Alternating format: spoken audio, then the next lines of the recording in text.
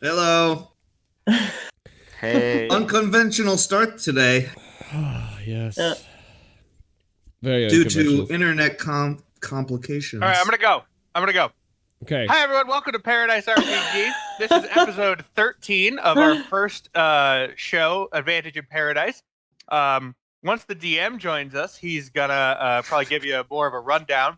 But here's what happened to Cal's memory. We wandered through a swamp, and we killed some mud fairies, and then some harpies showed up. I shot one, but they didn't. Well, we showed up at the Harvey's place. No, the harpy showed up in our space, and I shot one, and the rest of them were like, "What was that?" And we were like, "We just capered away with a gem. We rescued a gem." We went back to what I assume was a big statue, pointing in like a direction, going like, you know. And we put the gems in it. Tim, I Classic didn't understand that statue. Can you please? It wasn't making a noise, but like the face, it was, it's like just got the big, wide open like mouth, You're like a scared hamster. So I guess. Yes. So then we then got through the pass. We made it to the tower that we were headed towards, which was actually mostly a ruin. Like it sounded like a tower, but I guess it was really just like a ruined tower. Stones in a circle. We met a satyr named Mandrick, which confused Cal because we were looking for the root named Mandrake, but I didn't have a punchline for that. So then we that was it. We were talking to him. He's got some PTSD issues. We found out that he's from the Feywild, and he's here. He was summoned here at some point, and him and the Archbishop were working on getting him back to the Feywild, but then the Archbishop stopped coming like a year ago. So that was news to us because it seemed like he had been going there more frequently than that. No. And then we debated the merits of cursed rings for a tad. I'm still not sold on them. And that pretty much brings us up to date. We were like kind of wrapping up that conversation with him and trying to get our hands on some Mandrake root. We do have some social media shout outs. Shannon? Sean, are you ready to go? Tim already gave us the already gave intro. We're live. Are we live? Yeah, we have been. Yeah. All right. Well, Tim already did a rundown. What happened last episode? Did he really? Yes. Okay. All right. do it again. It wasn't great. It was a great. Oh, I'm just running around. It was to He missed the Cal's whole memory. tragedy of Jet dying. Oh, He Jet missed that died. whole thing. We had a funeral. We didn't. We had a funeral for a bird. It was crazy. All right, give me one It's a second. Bat. Sorry, guys. I think he was making an Office reference. Oh, I've never liked that show. Sean, you want me to do my social media stuff? Yes. Do it. Yeah. Look, no, Cool. don't go for Sean. I said do the social media. Tim, are you the captain now? All right, I let me I pull am up the my captain now. spreadsheet. Okay, social media shout outs. Holy crap, there are so many of you that I would like to shout out, but just to keep things short, I'm going to do 3 ish per week. So the first person I would like to shout out today is Zero Mana Beast. You are wonderful, liking and retweeting literally everything. So thank you so much for your support. You are awesome. Second, people, I would that like name. to shout Sorry. out. Zero it's pretty Mana cool. Beast. That's like Yeah. Tim. That's Second person I would like to shout out are the Dragon's Horde Dice Company. They have a Kickstarter that is on right now, and they are about a third of the way through their goal, and there's still 19 days to go. I backed it on the first day, and I'm really excited to get these sterling silver dice. It's going to be pretty cool. So head on over to their Kickstarter and support them because they're really cool people. Also, Shannon, they're giving real us sterling lots of- silver? Yeah, Oh. I can put the link in the chat if you want. Hmm. And then, so thank you, Dragon's Horde Dice Company. You guys are awesome. Also retweeting and liking a bunch of our stuff. So thank you for that support. Last person I would like to shout out is Wonderboy25. Just like everybody else in this awesome community, you are retweeting and liking and giving us shout outs and being so kind. And we're so grateful for you. So thank you, Wonderboy25. Yeah, I wish I could keep going. You should see my spreadsheet. There's so many of you on here, but I will be back with more next week. Whew. Sorry about that. Good. I just finished. Okay, good. All right. Sorry, let me get a drink of water. Are you okay, Sean? I'm not okay, Alex.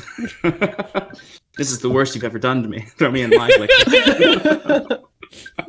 Yeah. Yes, I just lie. My internet's out. We're just live the whole time. I haven't finished my pint. No, you don't need to keep stalling.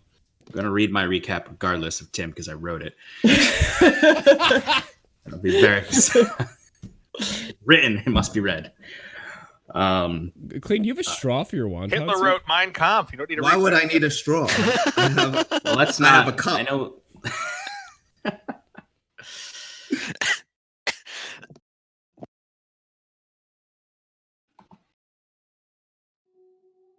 Oh, the ambience is here. Okay.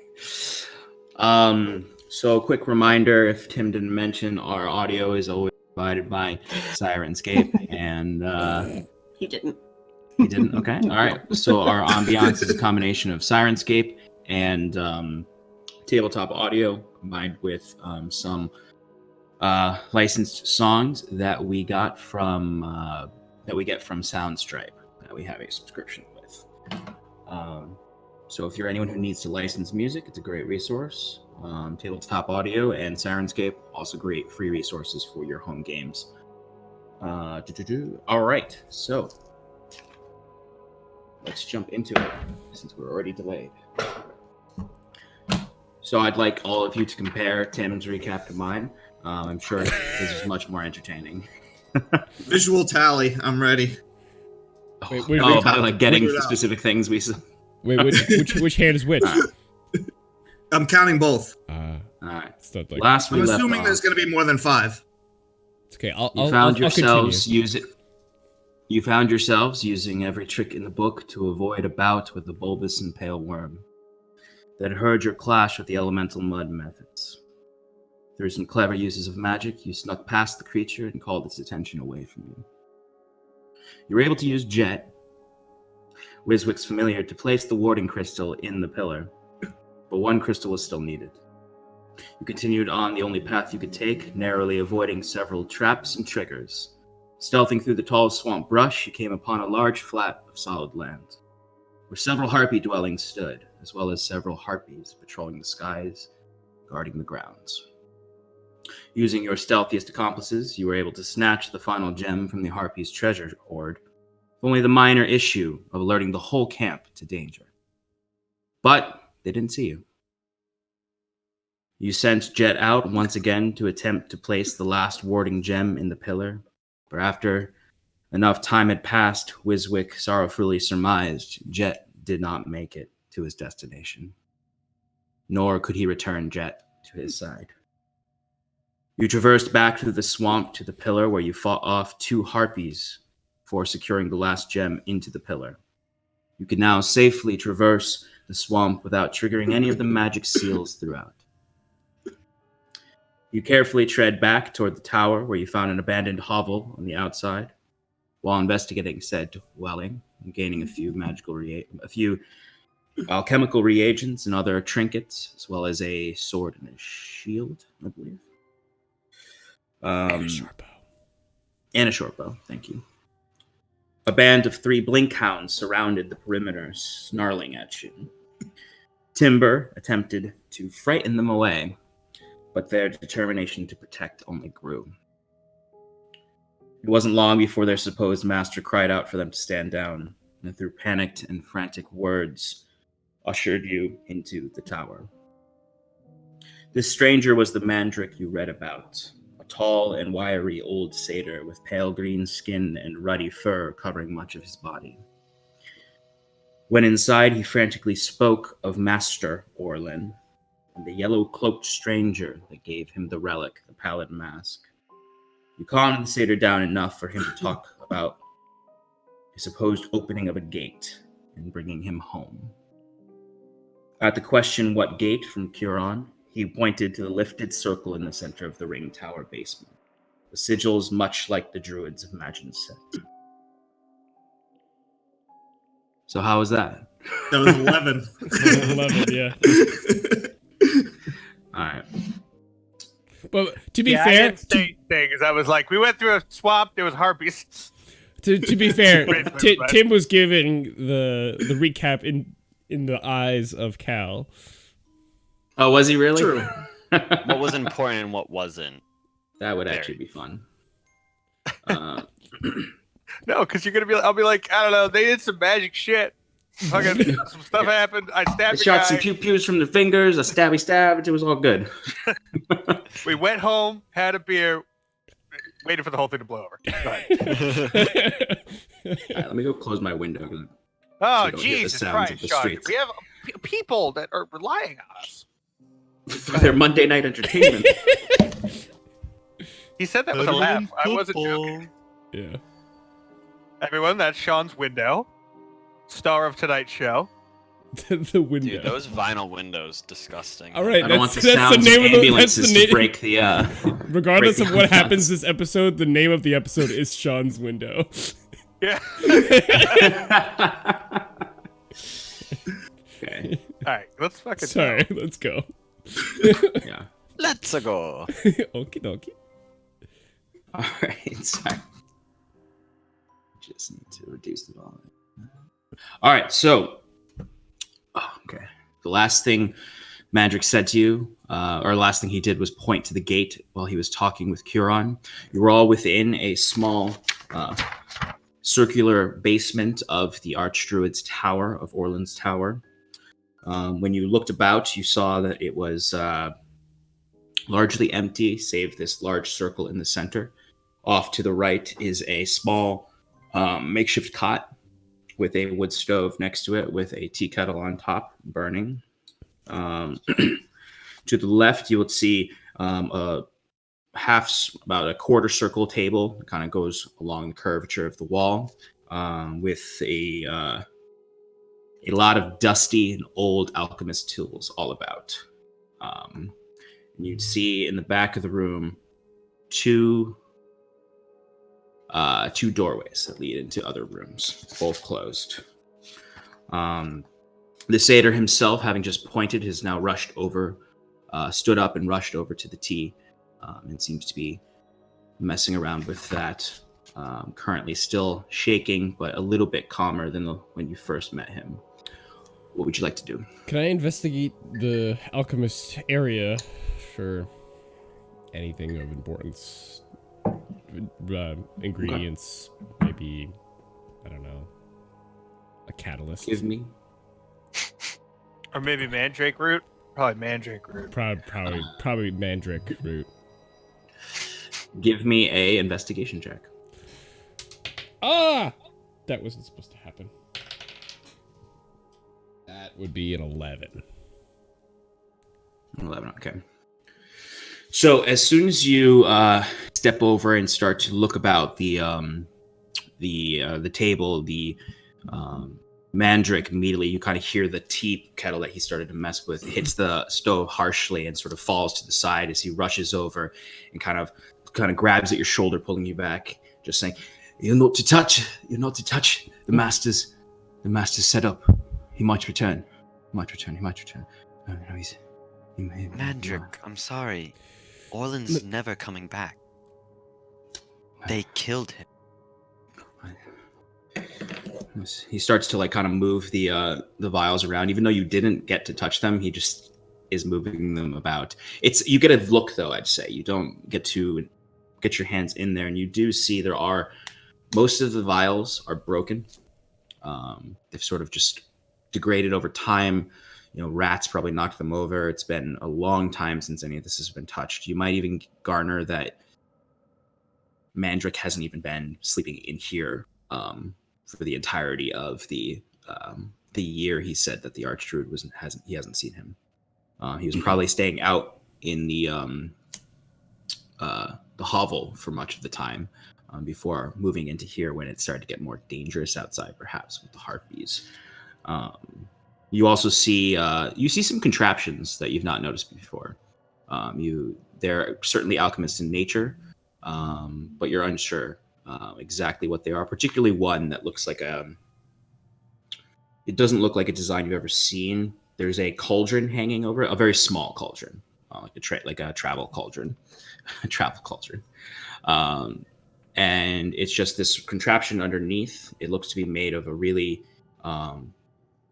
well-made metal, and it's right now. It's sort of the shape of it is just sort of a small box, a small square box that's about a couple inches tall, and it has kind of an opening at the top that's closed right now.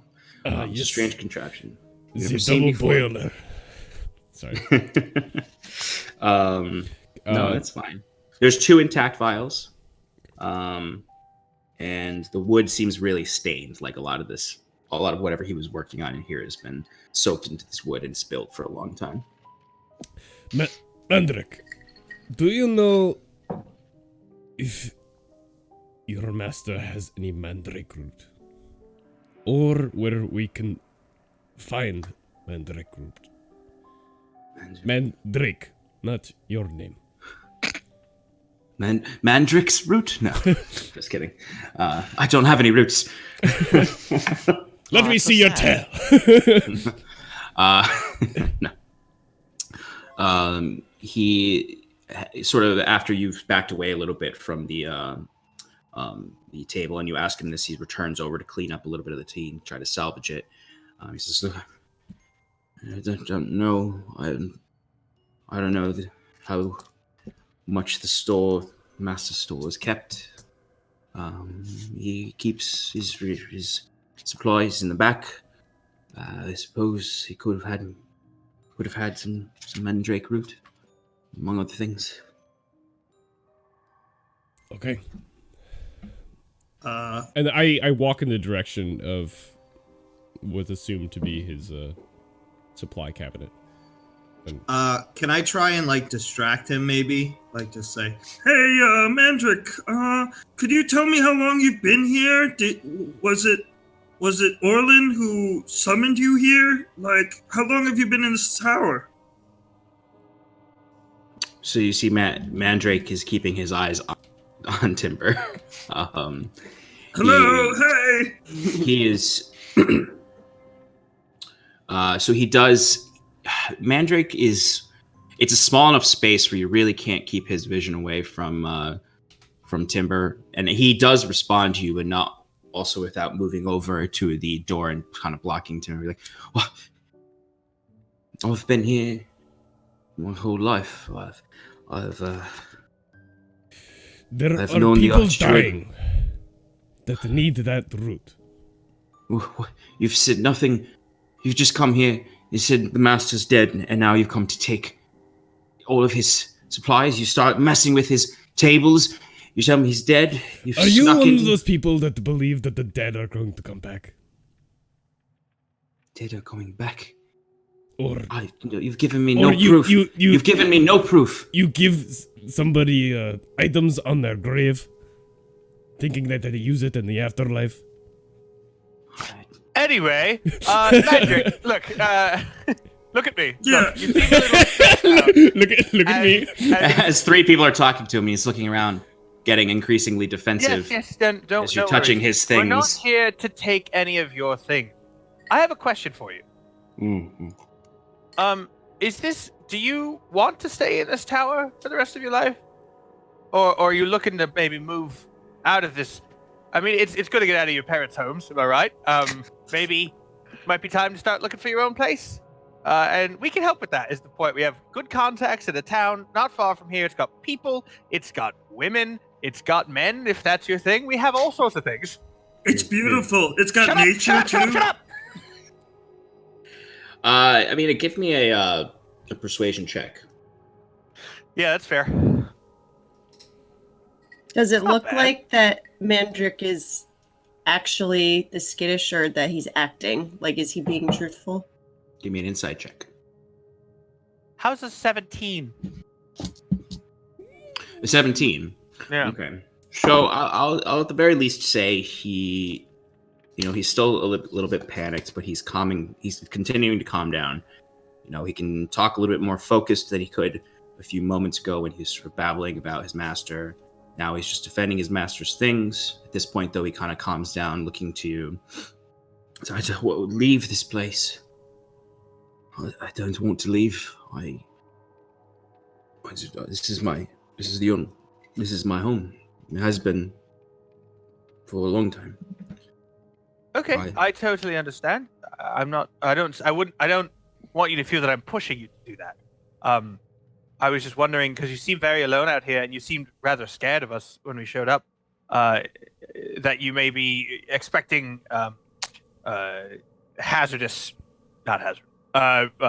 ill-intended people to show up. And I wanted to ensure that you knew that there was a safer place that you could go to.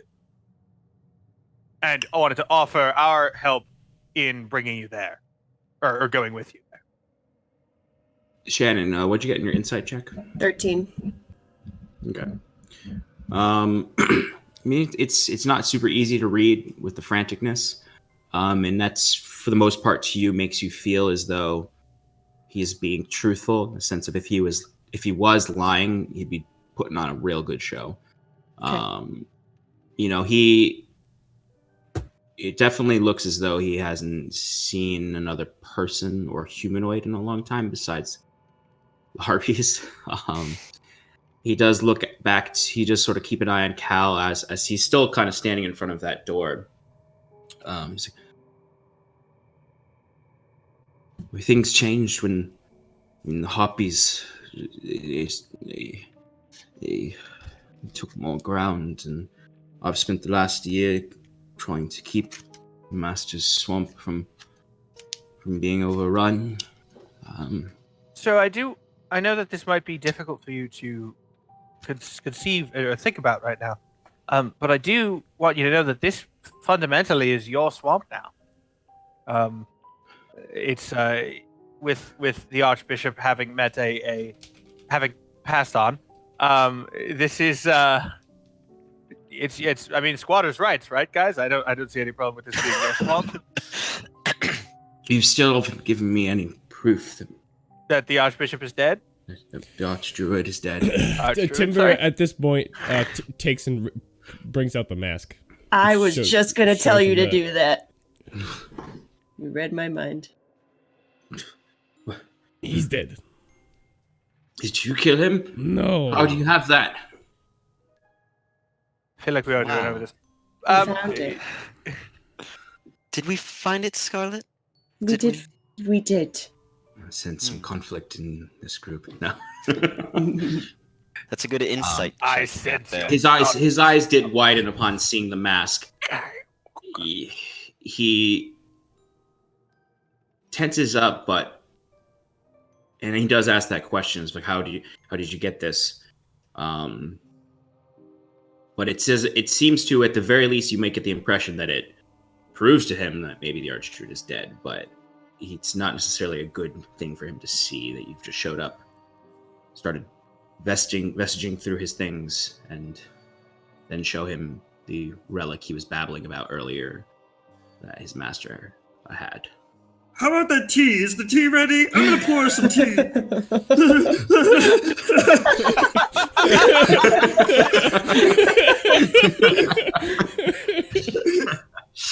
Yeah, Wiswick. Wiswick Oh, lifts. yes, I have a Wiswick cup. starts to drink the tea. There's as only one cup here. you see, there are a lot I of can't find broken any more. cups. There is just one cup for the tea. The satyr at this point, he's tensed up, and his arms are no longer blocking the doorway, and he sort of starts to step slowly towards Timber, looking down at the mask. Why? No touch. Why? I don't like this one. Why do you have that? How did you get it? How did you say he died? You said he was... He was Executed. executed In by a the big Lord public square.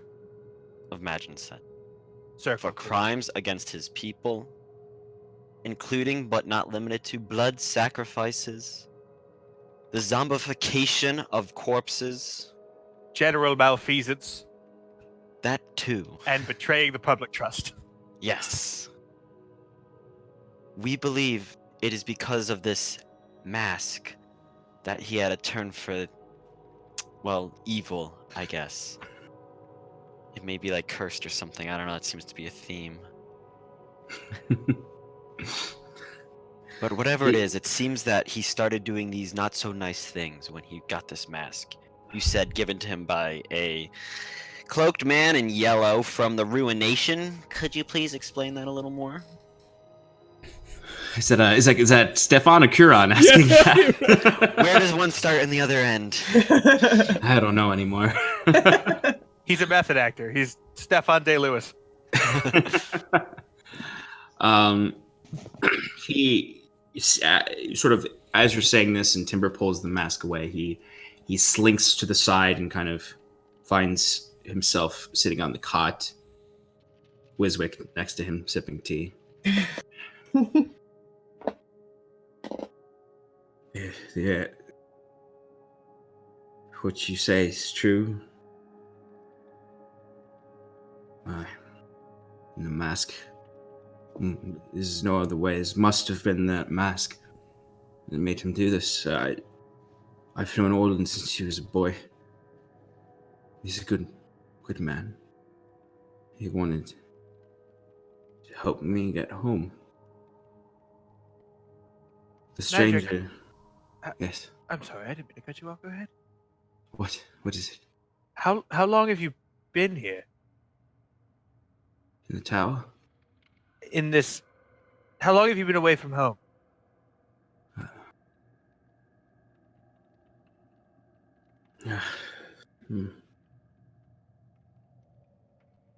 1000s of years.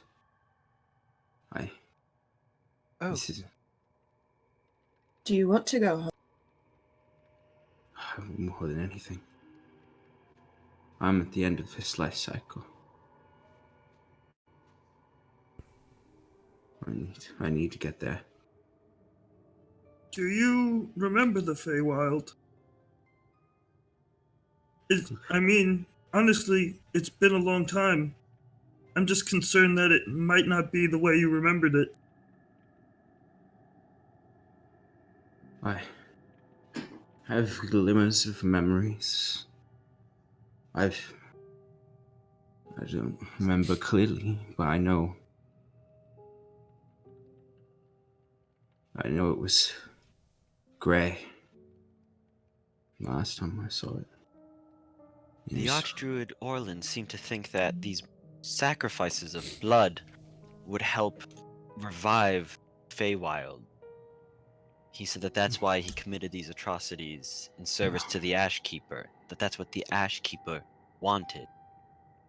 Does that sound correct to you? No. Dagda would never. Danya would never seek. The Font Mother would never. Right, but am I mistaken that the Font Mother and the Ashkeeper are two separate entities? Yes. But the Ashkeeper is dead. The Font Mother watches over his body. The Archdruid said that the Ashkeeper had spoken to him. Do you think this is possible? That a dead god could speak? Maybe. There's been accounts of voices from other places in the cosmos, but I don't think it's possible for the Dagda to ask for this. He sacrificed himself. He would never ask others to. do you think would benefit from something like that? Those who wish to profane the Ashkeeper's name, to mislead. Would another of the gods perhaps benefit from sacrifice of that nature? A chained god, maybe? Do you know of any? I'm,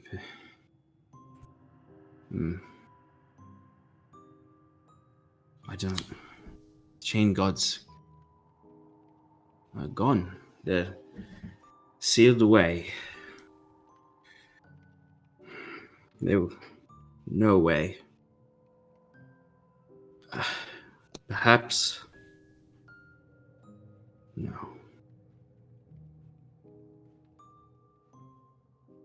Maybe. You see, his stare goes like a 1,000-mile stare at this point. This is. He kind of locks up, and his eyes are kind of going wide, thinking about.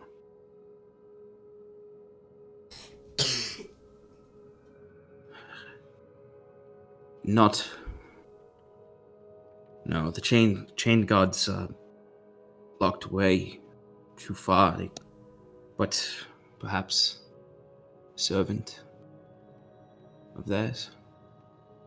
Perhaps. Maybe a cloaked man in yellow? If he wasn't so distraught, he'd roll his eyes. but he that at the mention of the cloaked man in yellow, his face sinks into his hands. All right, guys. We should have known better than to let a stranger in. Yeah, I don't think we're getting much out of this guy anymore. Mandrick, you've been real help to us, and I feel like we need something from you. Could you tell us what can we do to make your life better? How can we help you so you can help us? I don't know if you could help me. Are you powerful magic users? Certainly not, no. Well, our friend here, Wiswick, claims to control the weaves of magic. I'm sure. Well, I do dabble. With my help, might be able to lend you some assistance. What can we do for you? I don't know if you're strong enough to bring me home. But Yeah, I wouldn't say that's a very logical leap. If we were going to do something of that scale, we would need a lot of preparation. We can get you started on those things. Maybe if you have any notes from your old master that you could allow me to look at, I could point you in the right direction. Someone's gonna say something. We might have Denver.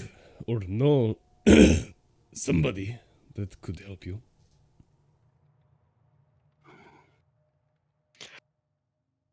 Maybe. Very true. If you come back Actually, he makes a point. Leave with you. with us, Just for a short while. yes. Perhaps if you could get me, maybe not bring me there, but the secrets might be in the. I don't know if you can decipher my master's notes, but Can we perhaps take you it can- with us? His most. There's a druidess back at Maginset. She was working on translating your master's journal. That's how we found this place. If you could give us his notes, maybe she can assist us and in turn assist you in returning you to the Feywild. there's also Perhaps- a powerful magic user there who might know something about creating portals. This is where he would go when he left to this town. Yes. Well, I'm sorry, my memory is not as it used to be. Is this Brackland Glen, or is this Imagine set. Imagine Set? About a day and a half travel south. Perhaps if you... Oh, okay. And what sort of powerful magical user is in this town that can help me?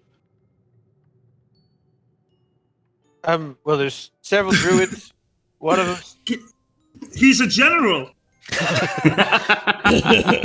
Yeah, there's him too, but I don't know about that. Not you letting you really go to the think bathroom, he's Clayton. He's very capable. I've witnessed his power myself.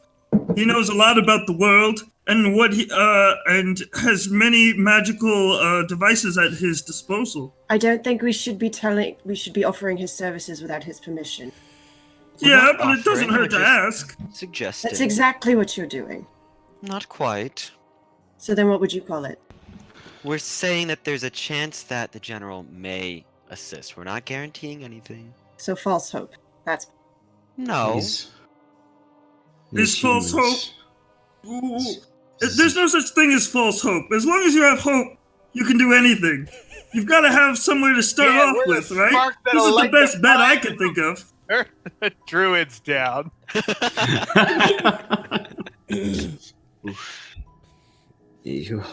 Okay. I don't know if I'd want to go to the town or to this general. That's fair. Doesn't I don't seem really you want would to go know. there. If you can help me. But this, you mentioned a druidess. Yes, Wayla is her name. Wyla. That too. Yeah, you're not very good with names. No, No, it's one of my character flaws. Well, I suppose you're the only people I've got left. Unless I want to go try to talk to those wretched harpies. Well, you'll always have Orlin right in here, Kieran says, pointing to his heart. Perhaps. If he is as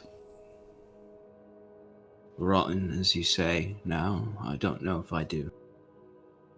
His memory will always be in your heart. Before he turned evil. I also find that it's quite easy to find memories at the bottom of a bottle too. I don't know if I like you all. I thought it was the lack thereof memories. So where do we stand on that mandrake? I suppose if there are people sick, we may look in the master's store. Thank you. Timber, get on with it. Is you little one. If you think that his notes would help you, you can look in his study. Sounds wonderful. Thank you. Also, what's the deal with the Archdruid in making cursed rings? Cursed rings. Yes. I mean, he was primarily an alchemist. I don't think he worked in jewelry. Maybe he not worked with in the metals. jewelry department, but the enchantment. Yes. He worked in the perfume section. I personally didn't assist in many of the experiments. I offered my expertise when possible, but I did not see any rings or enchantments of rings. Just, He enchanted many things. It's very possible. Okay, just checking there. So which could have been any point in this year long isolation. Timber would like to investigate the cabinet of goodies. Yep. So it's so The door he was guarding leads to the storage area, which Timber can. It's not locked. The rooms aren't locked, so you can easily go in. So go ahead and give me an investigation roll, looking for Mandrake root. And Wiswick, if you were to go into that room, what you would find is a very plain bedroom / study. There's a finer bed than the cot outside. There is a bookshelf that's very barren. There's very few books on it. You could look for any sort of notes or anything on there. There are some parchments. And then there is a small dresser cabinet that may have other items in it as well. I'm going to make a quick investigation through the bookcase and just whatever is lying around to see if there's anything that catches my eye. But I'm just going to do it as fast as possible, and then I'm going to try and close the door and begin a ritual of detect magic out of his sight. Okay. So give me an investigation. 10, FYI. 10. Okay. So when you look through the room is stacked pretty heavily with barrels and small crates and larger crates. It takes you a while, I'd say. Looking through, most of it is actually food storage. Various dried out food, salted foods to be preserved, and then there's a smaller section of barrels that is alchemical tools. You do find one medium-sized crate that is largely filled with mandrake root. I got a 24. Amongst other various crates of alchemical supplies. Okay. Can I look for something specific? If you'd like to, I'd say it takes you a while to find that man. Okay. But since you're in that spot where the alchemical stuff is, you can make a second investigation to find something specific. I would like to look for water elemental. Water elemental. A water elemental? No. Well, not a. Sorry, I forget what it's called. It's called water. It's. I'll go back to Wiswick while you exactly. figure out what the reagent you're looking for. Yes. Wiswick, what'd you get? I got a 24.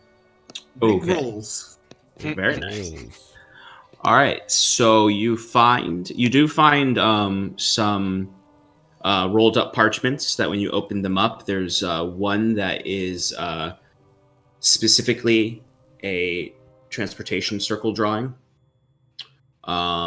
with several notes scribbled all around it. This one, so this transportation circle in the center, notes scribbled all across it, little lines going to different runes. It definitely looks like a good lead, at least. I'm not sure if it's immediately helpful, but it may be upon further investigation. You do find some other loose papers around, but they seem rather incomplete and a little bit incoherent right now. And then you also find another scroll with just another scroll. You find another scroll that when you open it, upon first inspection, it looks like some sort of magical equation, some kind of spell scroll. I'd like to. You don't immediately recognize what spell it is. I was going to, but you were talking. I didn't want to talk over you. I was going to follow Wiswick into that room. Okay. And I want to look for everything that doesn't. That doesn't what? The joke worked better when he just said it. Nothing. I'm just gonna watch it back. Okay. All right. It's called elemental water. FYI. Okay. As opposed to water. Yeah. The element. Correct. No, I know. I understand. Yeah. It's elemental piss. What it is. Yes. Oh. Exactly. Yeah. All right, Wiswick, do you want to begin ritually casting detect magic? Correct. Okay. So you kind of do that quick scan. You grab those. I'm assuming you're going to take those scrolls. I take the two important scrolls and put them away, but the rest of them I'm just kind of just got all around me as if I was working on them, but instead I'm working on something behind them. Slightly trying to conceal your spell with as if you're reading his papers. Yeah. Okay, great. All right, so I'd say Timber for you. What'd you get in your second investigation check? Oh, I didn't roll it. Okay. It's a 12. So I'd say, generally speaking, your whole search in that room, about looking through all those things, you do not find any elemental water. Okay. But you do find the mandrake root. Okay. For Curon and Scarlet, while you're out there, is there anything you'd like to do while you're waiting for your compatriots? I'd say while Wiswick is channeling his ritual. I will go up to Kieran, trying to be quiet so that the satyr doesn't hear. Mm-hmm. I don't know if the room is big enough for that to happen, but I'm gonna try anyway. You'd big enough to be away from the satyr and whisper to each other, but you'd look a little suspicious whispering at each other. I mean, you could roll kind of to, I guess I'd say if you want to really not have the satyr notice you whispering to each other, you can roll a stealth. But if you're okay with him not hearing you but still seeing you kind of talk to each other, then you can just whisper to each other. No, I want to be stealthy. Okay. Do you want me to do that first, or do you want me to talk first? Give me a stealth roll for how casual you look as you're talking to Kieran. And if he may not respond casually, so be prepared. Oh, well, I'm not casual at all because that was a 2, so 10 total. Okay. So, I mean, that's not so bad. I mean, the satyr is fairly distraught right now, as he's kind of sitting on his cot. He is just sort of staring down at the ground and occasionally running his hand through his hair and kind of fidgeting. You can easily enough. He's not going to notice right away unless you guys start talking loudly. Okay. So I'm going to look at Kieran dead in the eye and say, as far as anyone knows, we found the mask here. And that is what we are going to tell the general. Okay. Okay, I can do that. Can you? I need you to be 110% sure that you can say that. Yes. Do I believe him? No. You can tell he's trying to make an effort, but you can see that glimmer in his eye that says ooh, that's tough. So Kieran, tell me, where did we get this mask? We got the mask at the Archdruid's tower. We found it here. Are we gonna... I guess we'll discuss this on the way back, but will we tell the general about the satyr? I mean, I feel like he's going to find out eventually, and if he finds out that we withheld that information, that wouldn't be good. Okay, well then, we either have to make sure that the satyr agrees with us, or just hope the general never asks him about it, or this is all blown over and, no one's asking anyone about who found the mask and what. You're pretty charming. Do you think you can make him think we did actually find it here? I'm sorry. You think I'm charming? Don't read too much into it. Kieran is he can't believe someone would compliment him like this. I take it back.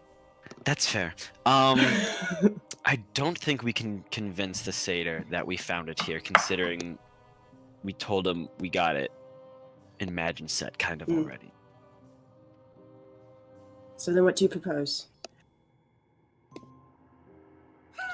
Telling the truth. Cal walks out of the room. I'd say Cal. Over, thank you. I'd say Cal.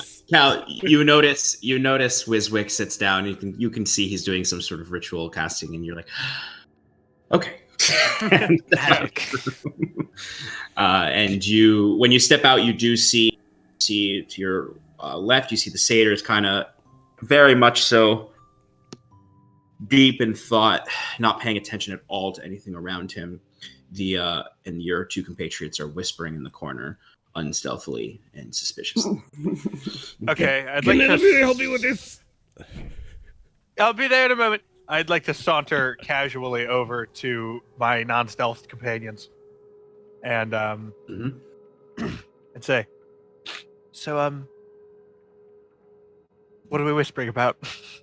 The fact that we found the mask here, Yes, we found it outside in the swamp. in the swamp. Near the swamp, at the beginning of the swamp, kind of the entrance to the swamp, near the statue with the 3 gems. Oh, and it could have been No. held by one of the assassins. See, I'm not so bad at this lying thing. But No, it but wasn't. the, no, Where's the, the assa- Kieran in no, this the conversation? assassins were No, you're ritual casting. the assassins Doesn't were mean I back don't at have the ears. Rose Manor. Well, if we said that one of No, it them was just on the popped in, ground. stole the It's just mask. on the ground. No, it was on the Yes, ground. too many out details front and of the swamp by the statue. And when we found it, the sun was gleaming on it just the No, right angle that it no, was like, no. Magic. Hello, no. Magic. Do you know why that mask that we found was on the ground outside of the swamp? Yes, Cal. At this, Kieran gives a huff and just walks to go to Timber. Because he's like, Timber said he needed help. I don't think I should be here. I thought you got it from him in Magicset. No. We found it on the way. We think it was his because we had seen him wear it, but then we found it in the swamp, at the entrance to the swamp outside of the traps. Not a good lie. He didn't have it when he died. He may have. We didn't search his body. Well, how did it get here? That's what I'm asking you. Didn't you say he died only a few days ago? 3-ish? 5-ish? 5-ish. Give me a deception check. Yeah, that's totally fair. Roll high, please. Yeah, that'll do. That's a natural 20. Yes.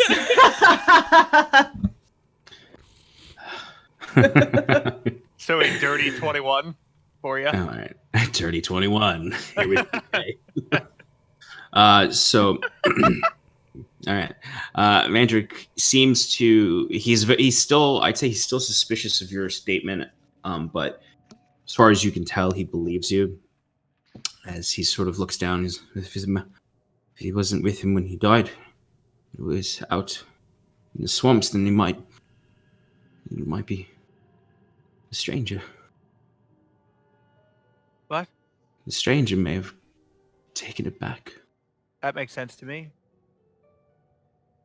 Did you see anyone in the swamps? I asked you if you were followed. I saw no one in the swamps. We saw nobody the whole time we were in the swamp. We saw nobody other than harpies. We did at one point. Kieran mentioned that he thought we were being followed on the road, but by the time we got to the swamp, there was no one there. I believe. And I believe it was just you, actually, that was for us. I've been in the building this entire time. Yeah, I don't think it was. No, but we met you outside. That was I weird. came out when I heard the noise That makes sense. of the dogs barking. Woof woof. Ambiance provided by Stefan's table. Stefan's game. Wiswick, I'm gonna get back to you for while they're like, yes, lying. So you complete your ritual casting spell, and I would say that you do the scroll that you have, glimmers with magic, glimmers with necromantic magic, and then the dresser has a slight glow of magic inside of it. That I would say School of Magic. Underwear. It's like a bag of holding, but a toilet. Oh. What? Oh, Come on. I that's thought funny. I thought that There's a whole Adventurers discussion underpants, I saw that's on the whole Twitter about like too many D&D campaigns have like outhouses in them, while like all this fantastical magic exists that could take care of plumbing easily. But, They're just if you go to like a some wizard's shit tower, plane. they probably have yeah. I mean, magic. It depends on your setting. If common or not. Sorry, I was just looking up what type of magic is that is inside the dresser. Well, I'm already feeling good about it just for the fact that you have to it up. It's conjuration. Ooh. Yes, and please. I go to the drawer and I carefully open it slowly. Okay. It opens up quite slowly and easily. Inside you find clothes. You find just some old dirty tunics and other just very simple clothing. If your spell is still up, and as you're digging through the Archdruid's dirty laundry, you find at the bottom of the dresser, or no, I guess it was in the top drawer dresser. You do find. Did I have to climb? You did have to leap up to pull it open, and then you leapt up and climbed onto the top of the dresser and was looking down in it. Oh, so I'm like a cat in a dresser right now. You essentially are like a cat that got into their owner's dresser and is pulling all the clothes out. Great. You dig through and you do find, ultimately, what is glowing is a pair of socks. I immediately take my shoes off. Okay. Cursed and socks. begin putting on the socks. Cursed socks. So if they're cursed socks, I will cry. This game is just eventually cursed armor and clothes and rings on that make you vulnerable to all damage. Wiswick, didn't you that just reminded me, Wiswick, didn't you put on cursed ring as well? I think Correct. fire resistance or immune weakness to fire? Vulnerability, yeah. Yeah, vulnerability. So the socks do not do anything when you put them on. Okay, but I put my shoes back on over the socks, and I leave my dirty socks in the and then I close it all up as if I never was there. Okay. And how much time do I have left on the spell? You have, I'd say, with all the climbing you did, you probably have another 2 or 3 minutes on it. Okay, so I'm gonna quickly go out of the room, back into the room with everyone else, with the spell still active, and just have my hand out, kind of just not paying attention to anyone unless somebody yells at me. But I'm just gonna quickly I'm just scurrying around the room, making a big sweeping motion to try and reach as much space as possible before time runs out. I have a 30-foot, so I might be able to get the whole room just from where I'm in. You'll definitely be able to get the whole room. And even if I could sweep into the storage room, that would be even better. I'd say easily enough you can sweep into the storage room with Timber, where you find Kieran is in there with Timber. Before Wiswick gets in there, Kieran, what would you like to do? You find Timber ripping boxes open and searching through them. I'd say by this point it's been 15 or 20, about 15, 18 minutes, maybe a little bit more since Timber first went in there. I'd say Timber, you are still searching for the Mandrake root at this time. Okay. Very shortly you'll find it. But is there anything that Kieran wants to do while you're in there, or you want Kieran to help you with? Look for this root, or this water.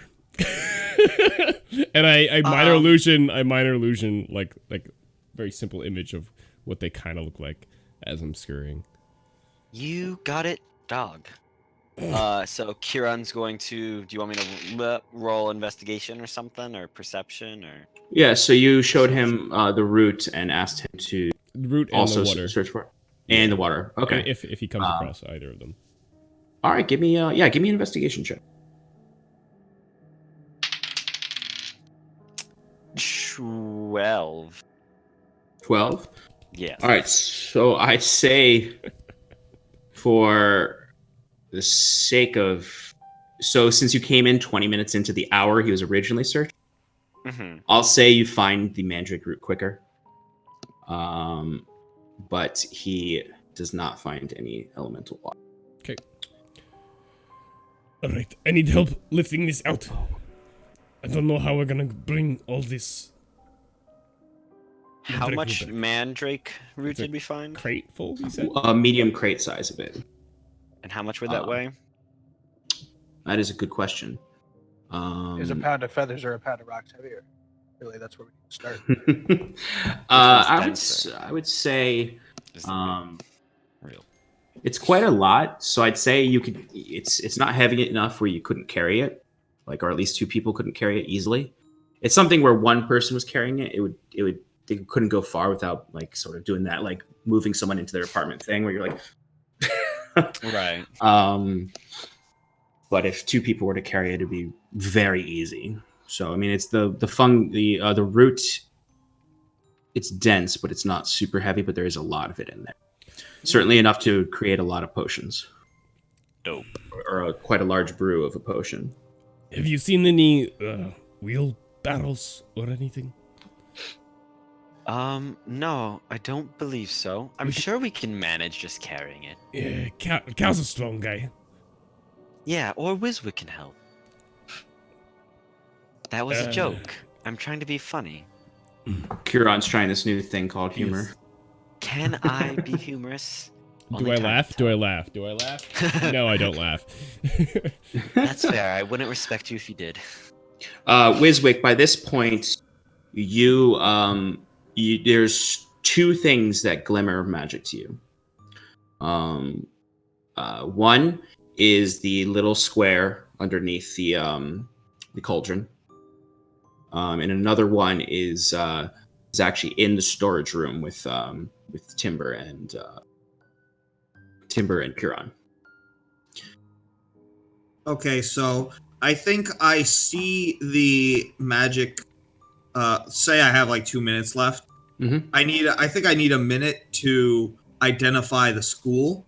So I glance over the whatever's under the goblet or the cauldron, and I want to focus my attentions towards the thing that I see in the.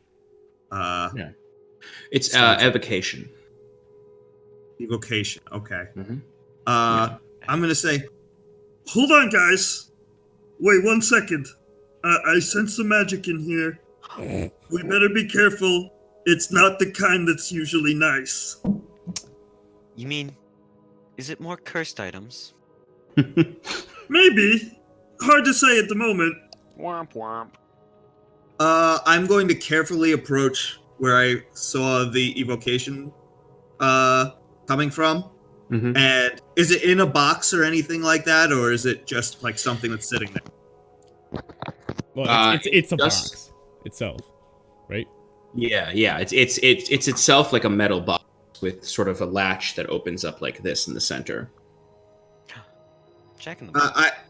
I point towards the box to everyone, and then I look for something long that I could possibly, or maybe I'll just use my pickaxe. Like, I'm holding the metal end of the pickaxe, and I'm just gonna try and lift the top of the box, like the latch open, to open the box at the end of the pickaxe. Why are you wasting the rest of your time? You have the other magic item that's sitting there. I'm not too interested in that. I'm pretty sure I know what it is. Yeah, you might not. But anyway. Okay. I assume it's some sort of magical cooking utensil, and I'm not too worried about it. I could look at it. If I really wanted it, I could look it up later. I think it's more... That's true. I guess that's true. I think it's more important to keep you guys safe. I think there's something dangerous in here. Absolutely. So, yeah. All right. So I'd say give me like a sleight of hand check. Okay, I'm pretty good at that. +3. Let's see what we got. How about a 5? Okay. So You're pretty good at that. I'd say you try to ground, so it's a little hard for you to get it open. I'd say you straight up knock it on the ground. I drop my pickaxe and I the box falls from the table, knocking over a few the two vials that were, or knocking over a bunch of vials. And it clamors across the room, Mandrick looks up, sort of like, "Oh, what are you doing?" Everyone looks over at you and kind of, because you said it was dangerous.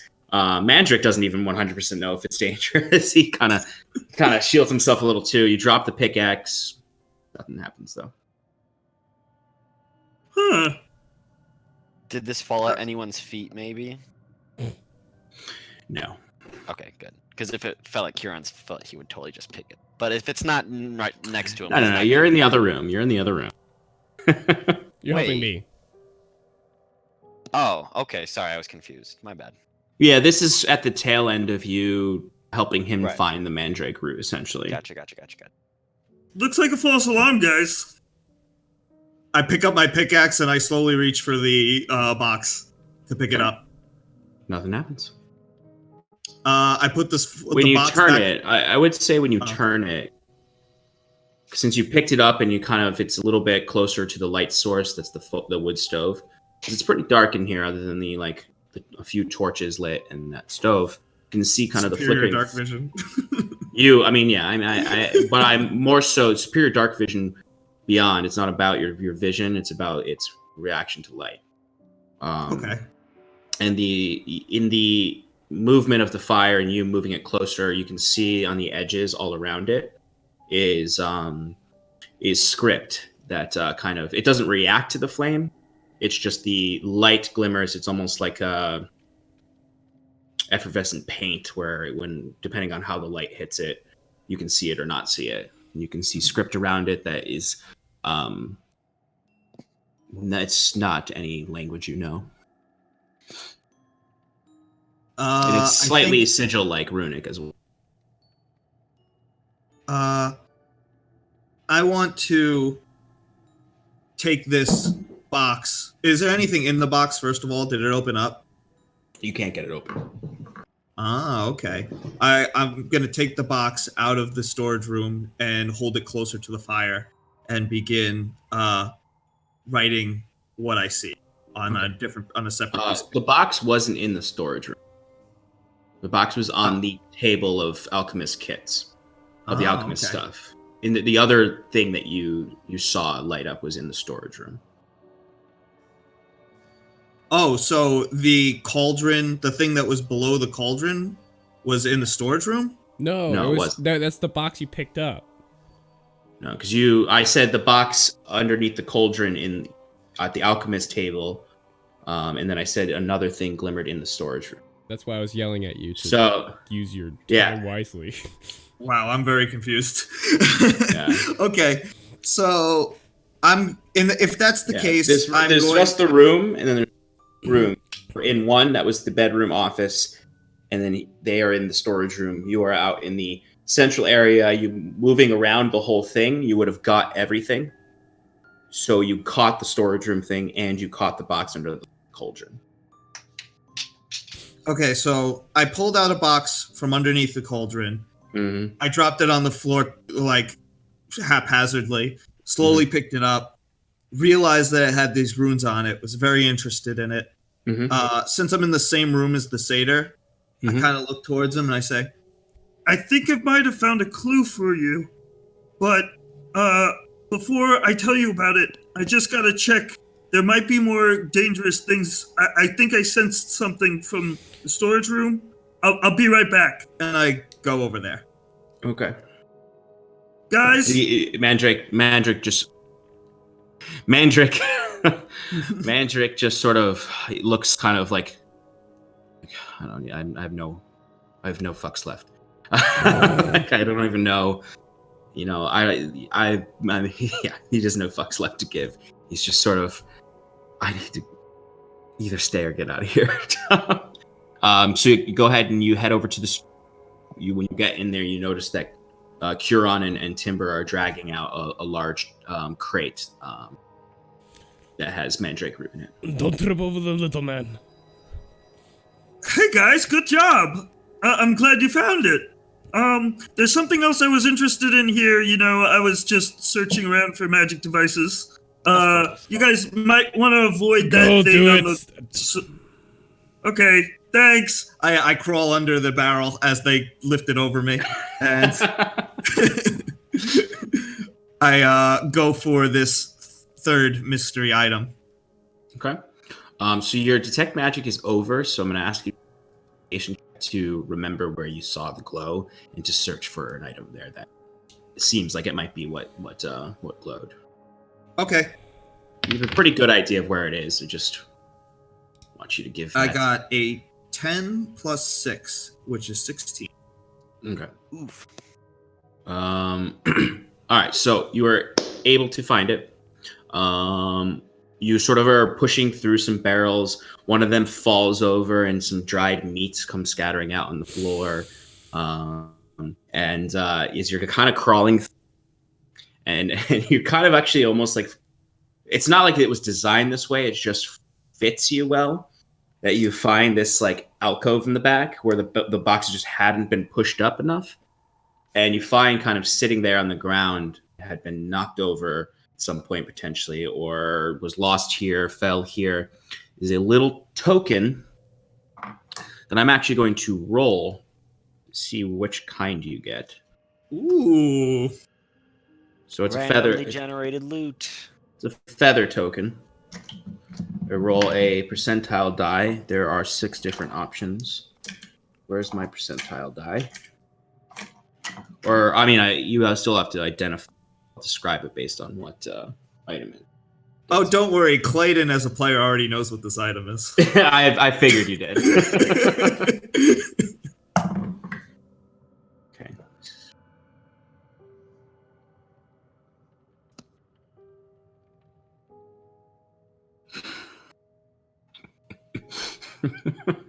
Of course, it's this one. All right, so you see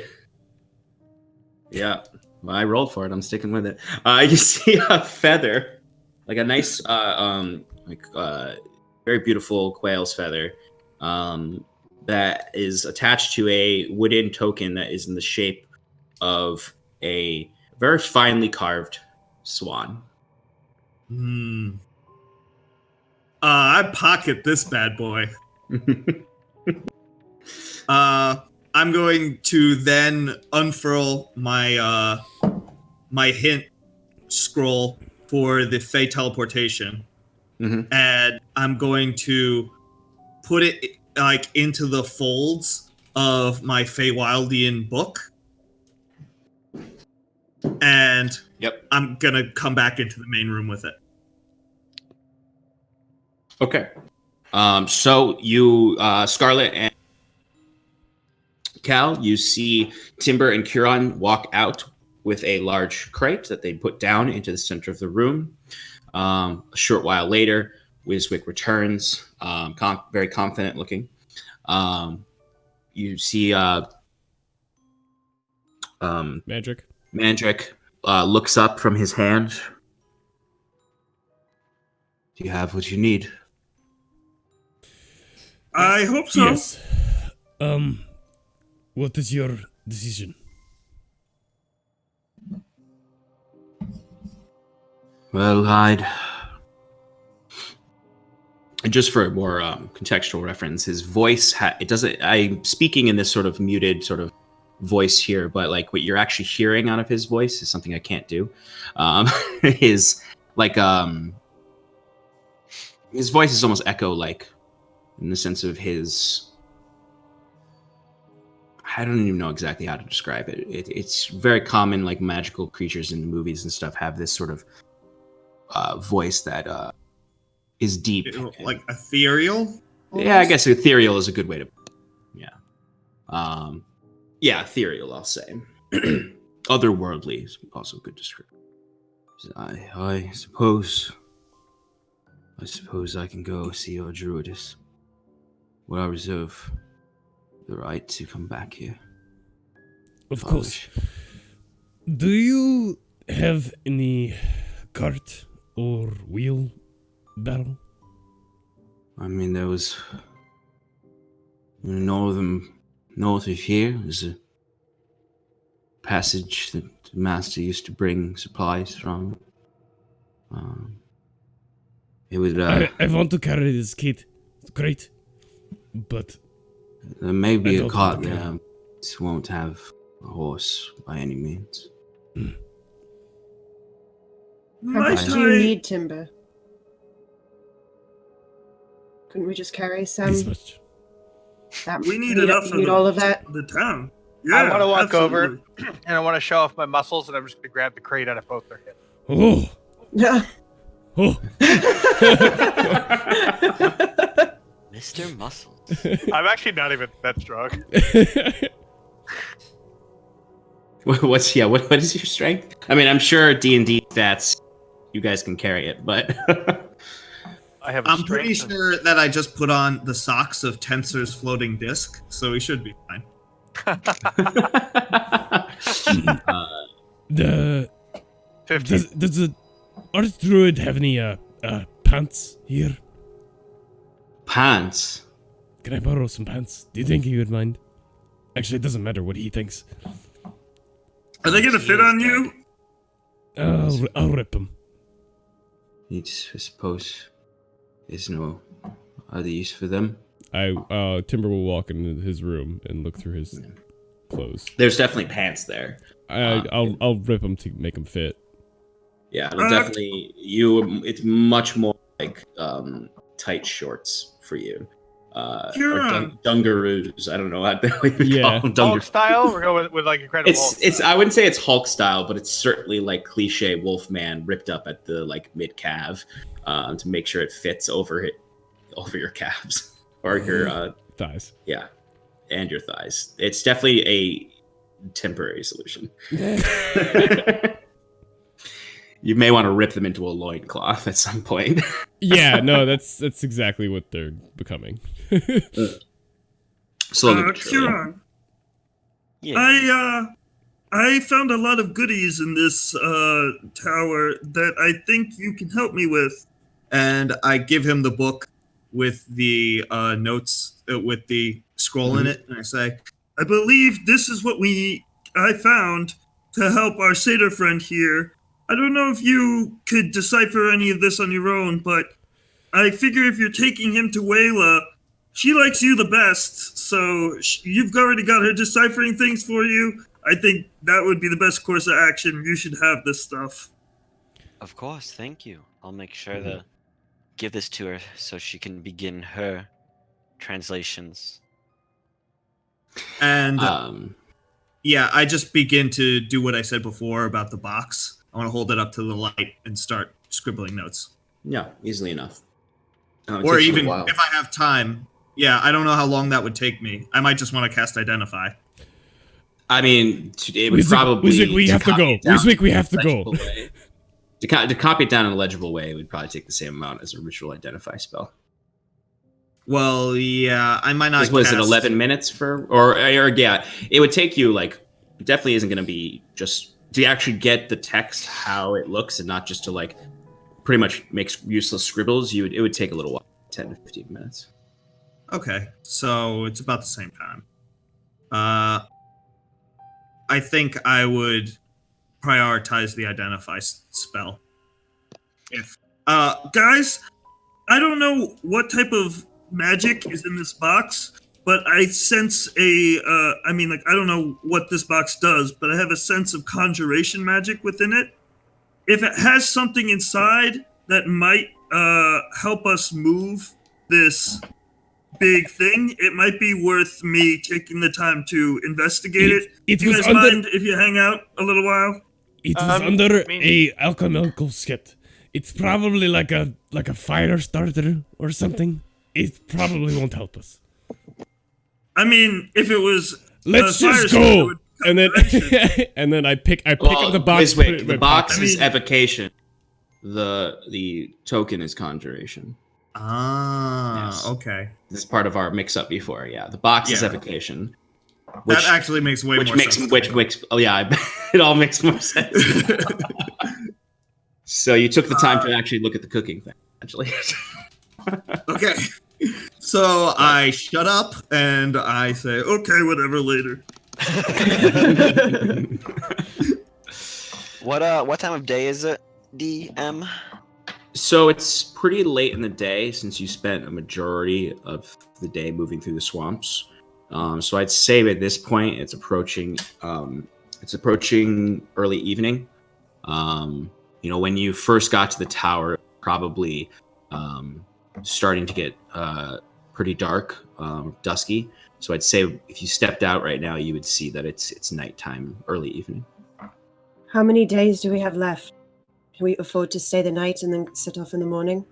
Yes, I believe it's only been because we spent the one night in the ruins, Mm-hmm. and then we spent just today in the Yeah, you getting to took the swamp about and then exploring it. half the day to get here to the swamp, and then the other half exploring the swamp. We have 5 days before the end of our allotted time. So I 5 days believe remaining? yes. I don't care how many days we've had left. We need to get back as soon as possible. Timber, Okay, do you but really think setting it's out smart at to go at night? Yes. I'm still mad at you, but I agree. No, it's not. Let us So, take refuge. Mandrick, now. would you allow us to spend the night here, and then tomorrow morn we can set out early for the town of Magicset? I suppose you can sleep here or above, as you wish. I may go to my hovel and prepare and pack my things. Be back here. Where is your hovel? It's right outside the tower.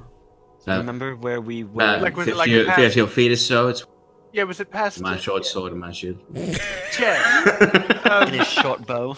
Yeah, so actually, I happen to have those on me, and here you go. Oh.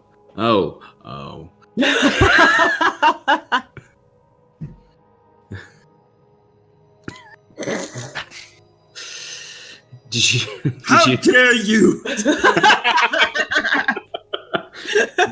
Really, Cal? We have just come here and just started usurping this man's life. This sage. So at the time, there was nobody living in the thing, and then we met him afterwards. So I don't think I deserve any of the blame here. I suppose I did find you ransacking my hovel. Is there Yes, anything well, this else has you been- took? Usually No. we ask first. Just the weapons and the shield, I think. I don't know if we always ask when we take things we're not supposed to have. Kieran says off to the distance. Well, I suppose you've offered to help me, and you have returned these honestly. I will stay in my hovel tonight. If you prove truthful and just, I will continue on this journey with you, and perhaps you can help me. I can help. It has been long since I've served anyone or been any good to this world. Oh, we're not asking you to serve. It's a mutual arrangement where you help us, we help you. No servitude here. No, sir. That's bad. Well, I don't know if it's entirely bad. People can make a living off of that. I've made my living off of servitude my whole life. Oh, I didn't realize the Archdruid paid you. I don't think we mean slavery. That's bad. Oh. What are we are? Bunch of twin elves? Some cold racism from Cal. Okay. And he agrees. He says you could stay here. It's not most comfortable arrangements. There may be some bedrolls above. Occasional guests would stay and sleep near the fires above. The Archdruid had guests. Not often in the past. He's called this tower his home away from Brackland Glen for many years. Wait, the Archdruid wasn't from Brackland Glen. Yes, you grew up there. Yeah, he did. Come on.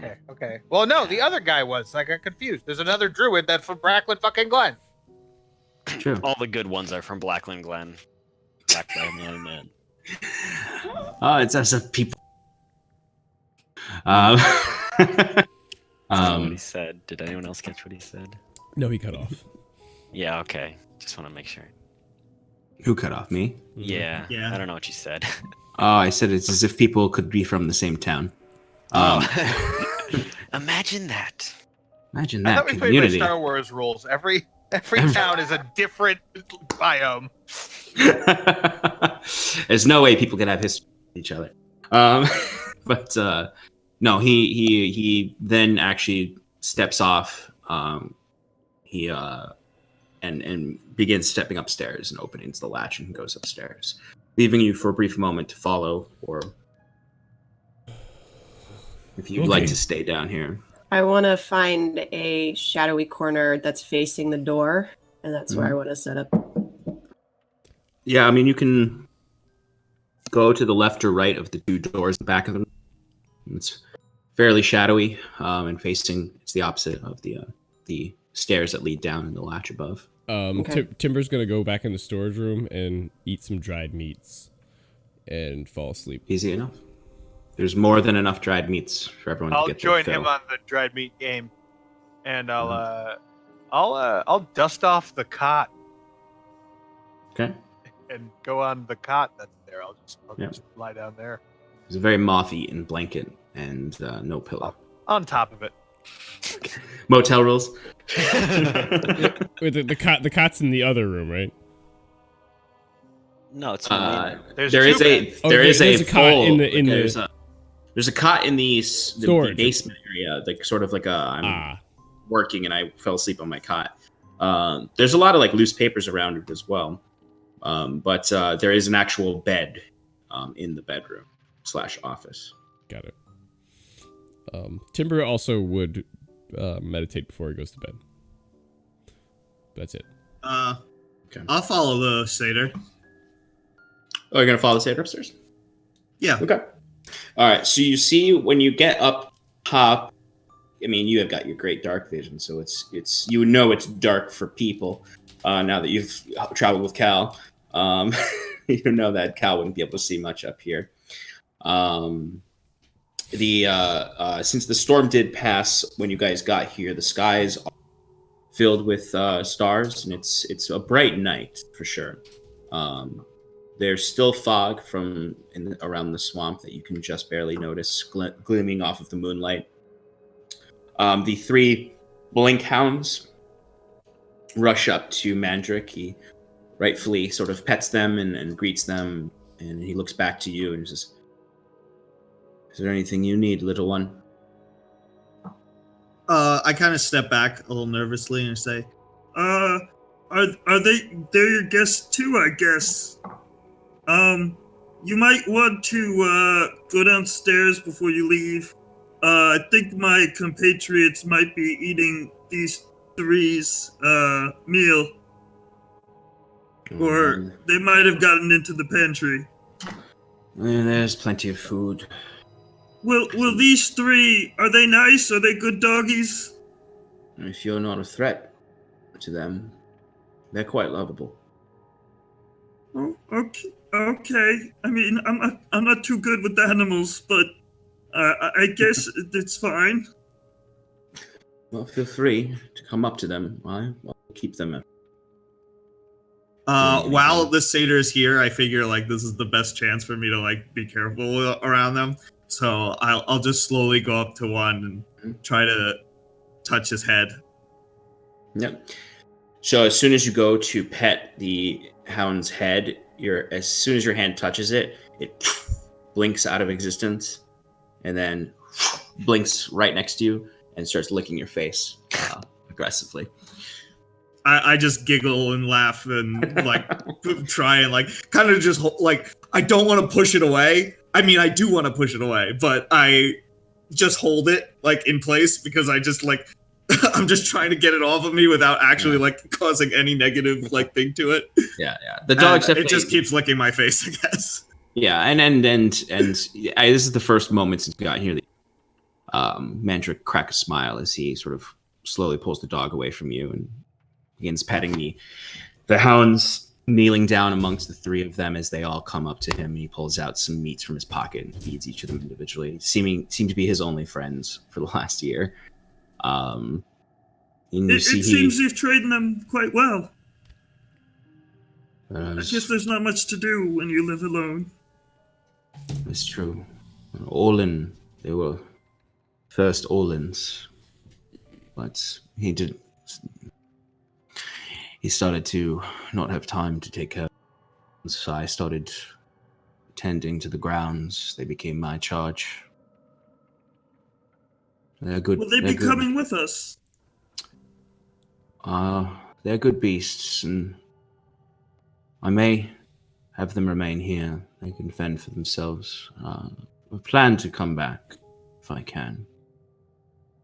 I don't plan to stay in your human town.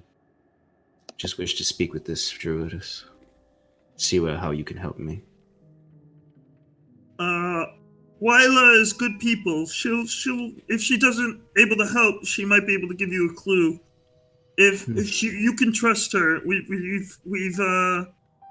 She's been a good person to us. I think that she's been helping that town, and if there's anyone you can help who can help you, I bet it's her. Well, I hope so, little one.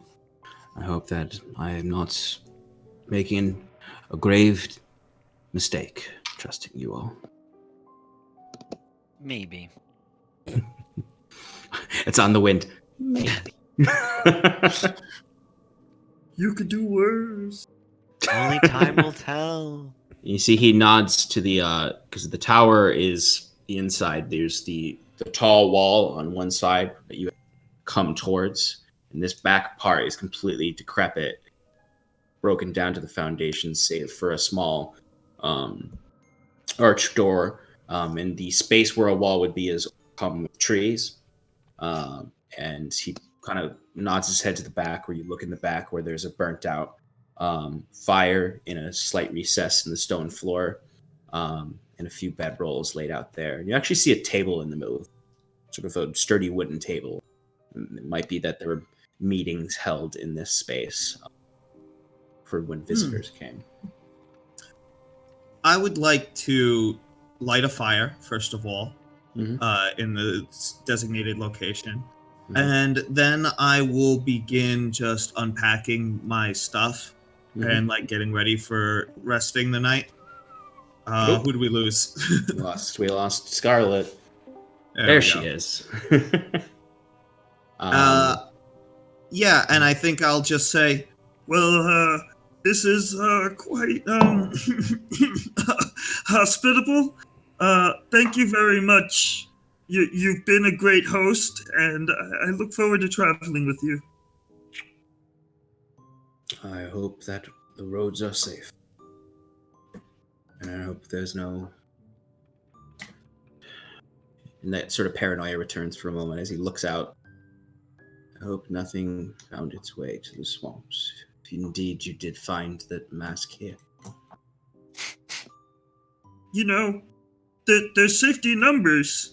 If you want to sleep up here with me and the dogs tonight, we can take a watch, just to be safe.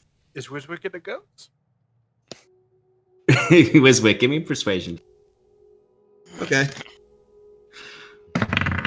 The satyr, the three dogs, blink hounds, and you sleep in a big dog. Nice and cool. That's 6. No, never mind. They're not, he sort of looks to you and he seems to have some confidence he didn't have. Maybe the dogs are what gives him sort of security.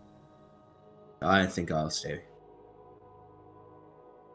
Besides, I need to do my own watch. I need to go and check the rest perimeter. But if you wish to, or any of your compatriots, keep an eye out. The ladder over there leads to the second floor. It's a good vantage point. I saw you coming. Okay. I'll shout out for Curon.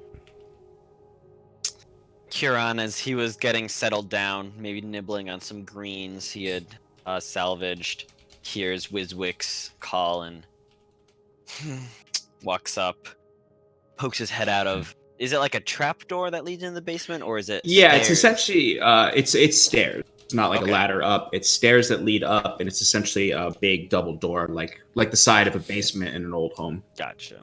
A Bilko, as Is that what it's called? I believe so. All I right. think that's the company like Kleenex. They could technically whatever doors. Mind blown. I hate when I find out that. Yeah, The trap door the doors are open right now. Peek your head out. Wiswick is standing there. You see the druid standing in the light of the moon. It is seeing him up here again is seeing up here is certainly a reminder of what he is. Like down below, he looked quite pathetic as he was sort of crouched down and hiding. Standing tall, 3 large blink hounds. You're reminded of like that you were kind of afraid when you first were approached by him and these 3 hounds. And he's got he picks up his heavy crossbow. He whistles for the hounds and begins stepping down out of the tower as 3 dogs follow. The twilight frames him well. How can I help you, Wiswick? Our friend Mandrick just mentioned that there's a good vantage point from the 2nd floor. You might want to go up there tonight if we're taking watch.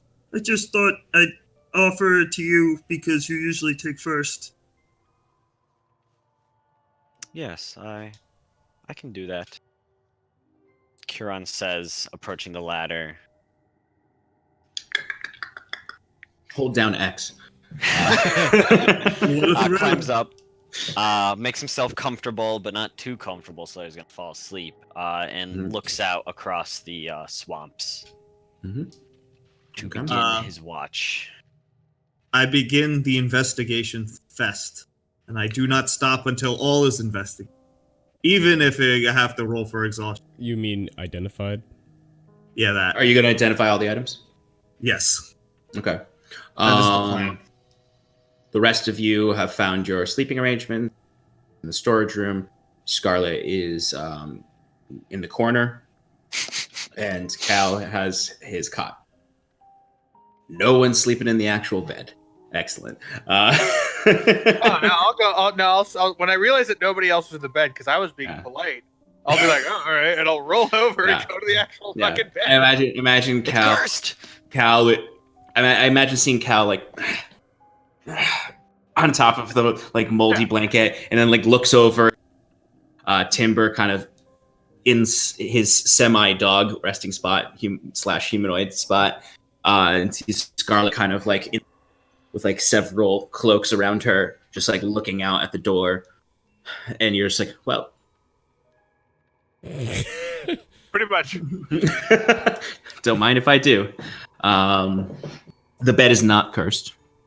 You are not immediately wrapped up in the blanket and being constricted. That's good, though. People pay extra for that. Who knows what the Archshrewd was into? But it's comfortable. I think it's called Zen. Sorry, go ahead. Wiswick and Curon, are you leaving the door open into the basement, or are you closing it? Curon would not have closed it. Okay. I think that Wiswick, if he was left open and everybody was in the other room, I think before he started doing his studying, he would close the doors. Okay. So you all hear the doors close above as you're all finding your resting places. Curon, give me a perception check with advantage. Ooh. Wiswick, while you're sitting there researching and sort of essentially taking that first watch but not watching, what do you identify first? Let's go with the socks. 17. Okay. So the socks are socks of finding. Oh. So when they're a bit peculiar. They're a homebrewed item. So the way they work is when the socks are more than 10 feet apart, within, as far as you know, unlimited range, when you put your hand into one of the socks, your hand will appear interdimensionally above the other sock, so that you can pull it through this portable hole, essentially. So you never lose the other sock that pairs with this sock.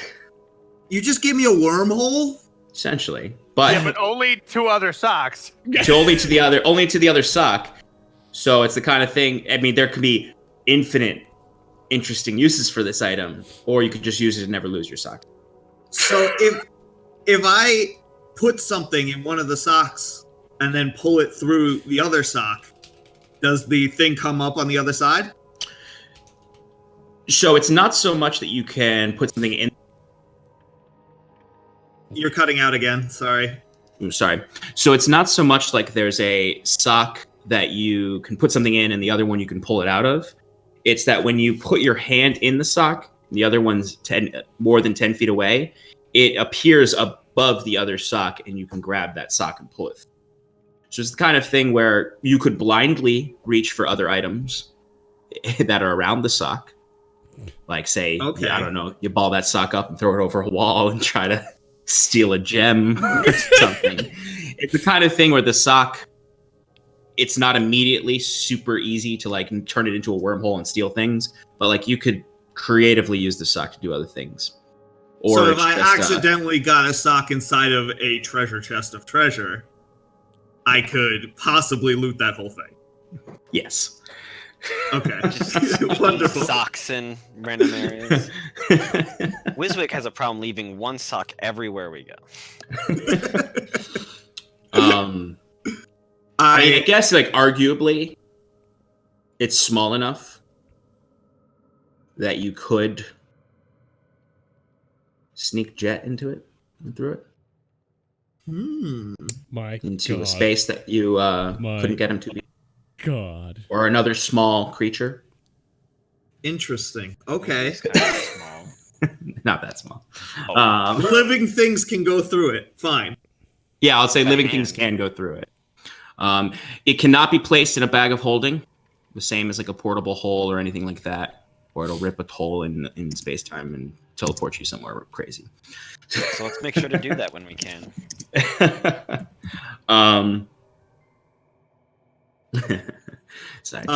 Okay, very good. The next one on the list is the. Anybody have suggestions? The box. I'm gonna go with the ring. Do it, all of them. Just doesn't matter.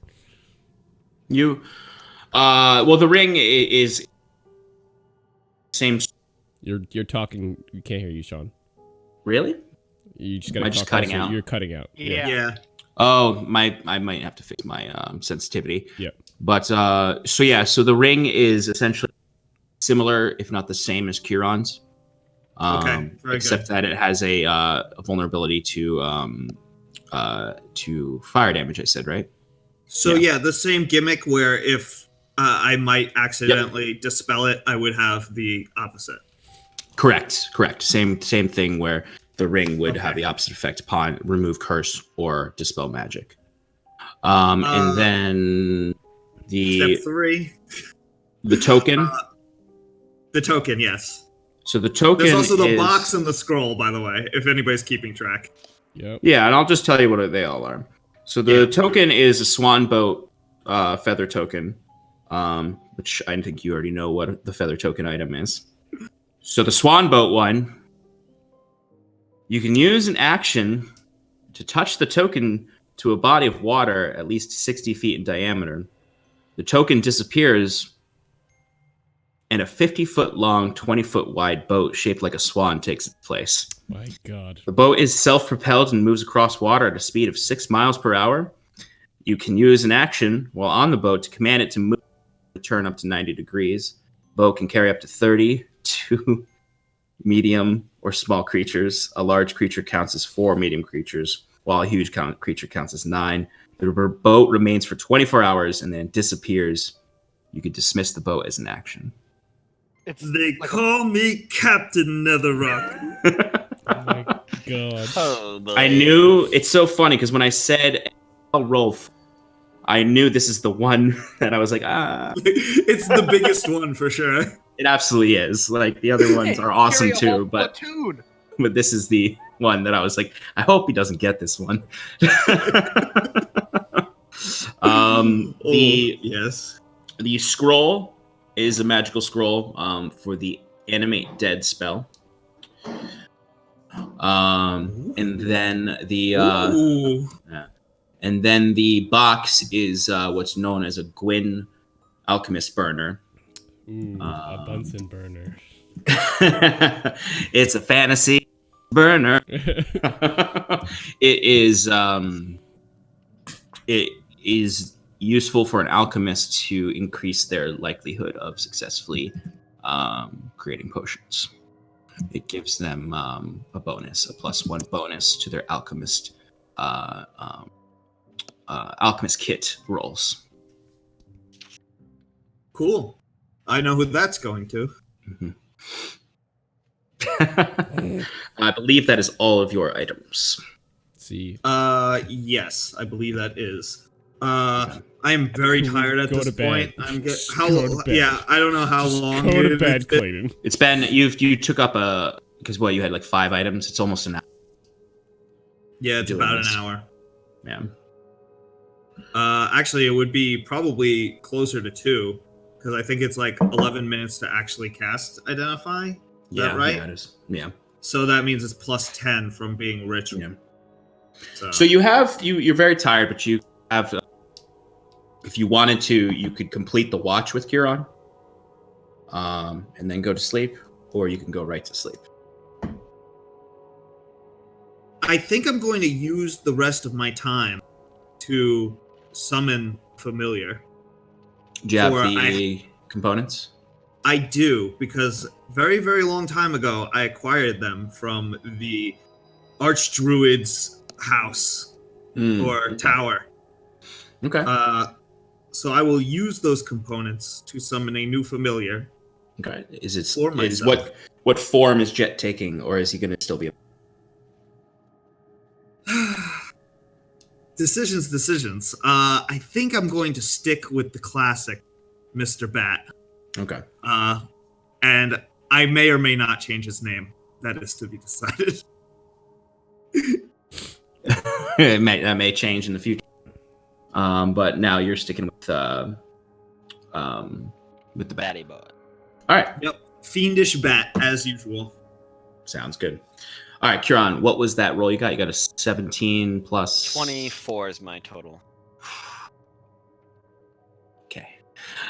So as you sit leaned up against the stone wall and looking out the murder hole essentially of the tower, you get a great vantage point.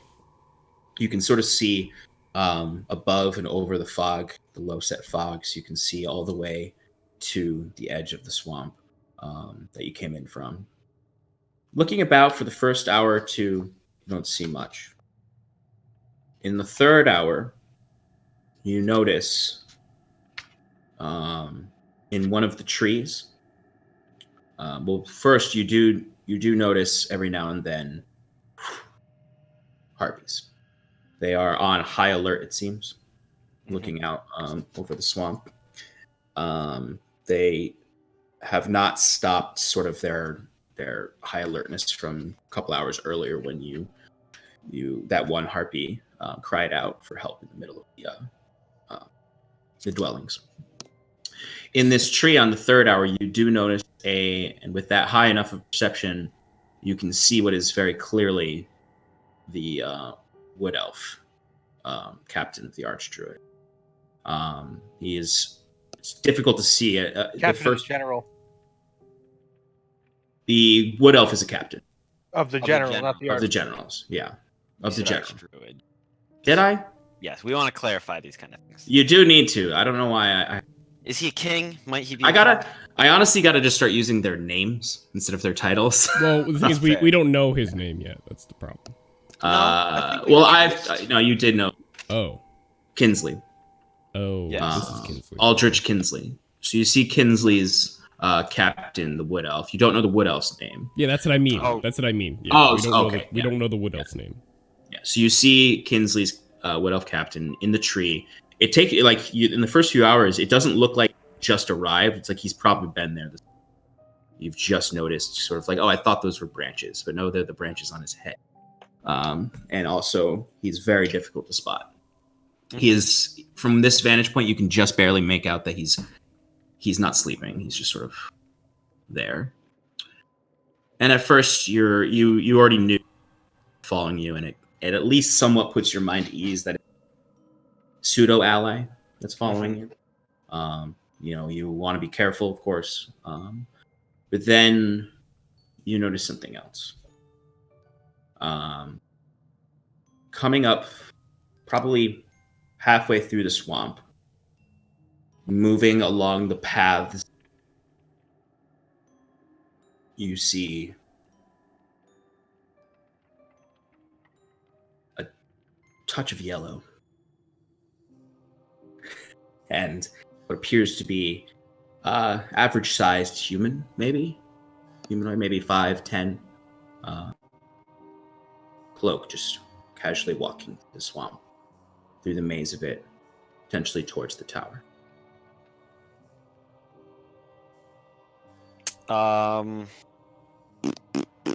Kieran's gonna look down to see if Wizzy Boy is awake still.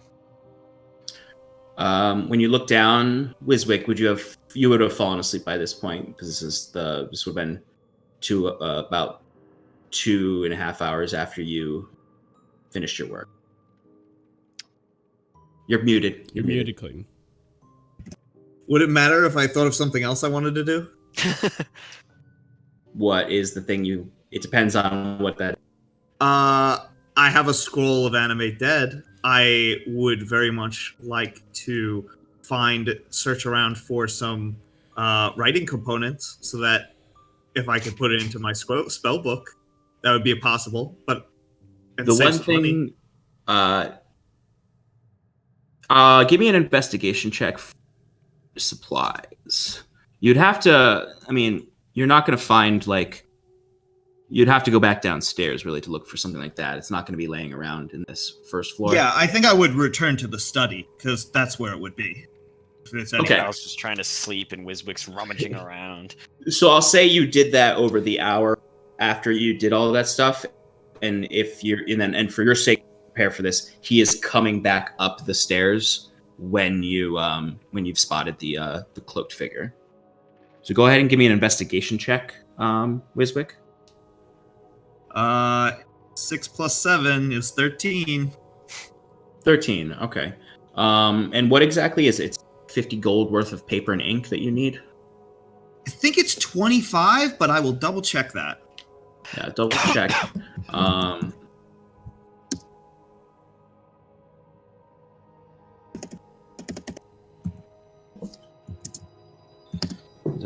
gotta remember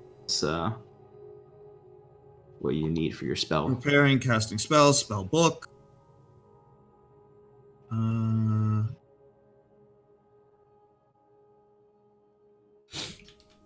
Because it is either 50 or.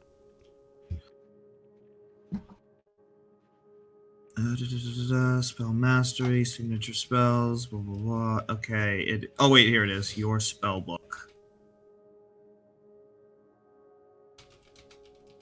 Copying a spell into your spell book. When you find a spell first level or higher, you can add it to your spell book. If it is a spell level, you can prepare, and if you have the time to decipher and copy it, copying the spell book involves inducing a paper basic form of the spell, deciphering a unique system of notation by the wizard who wrote it. You must practice spell until you understand the sounds or gestures required. For each spell level, for each level of the spell, the process takes 2 hours and costs 50 gold pieces. Okay, so that is 4 hours and 100 gold pieces. Oh wait, no, it's a level 3 spell. Yeah. So it's 150 gold. You can't actually do it yet. You have to, because you don't have third level spells yet.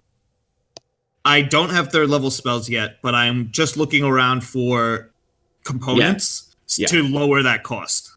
Absolutely, yeah. Because that 50 gold is a matter of ink and paper.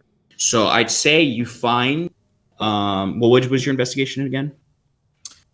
7 plus 6, 13.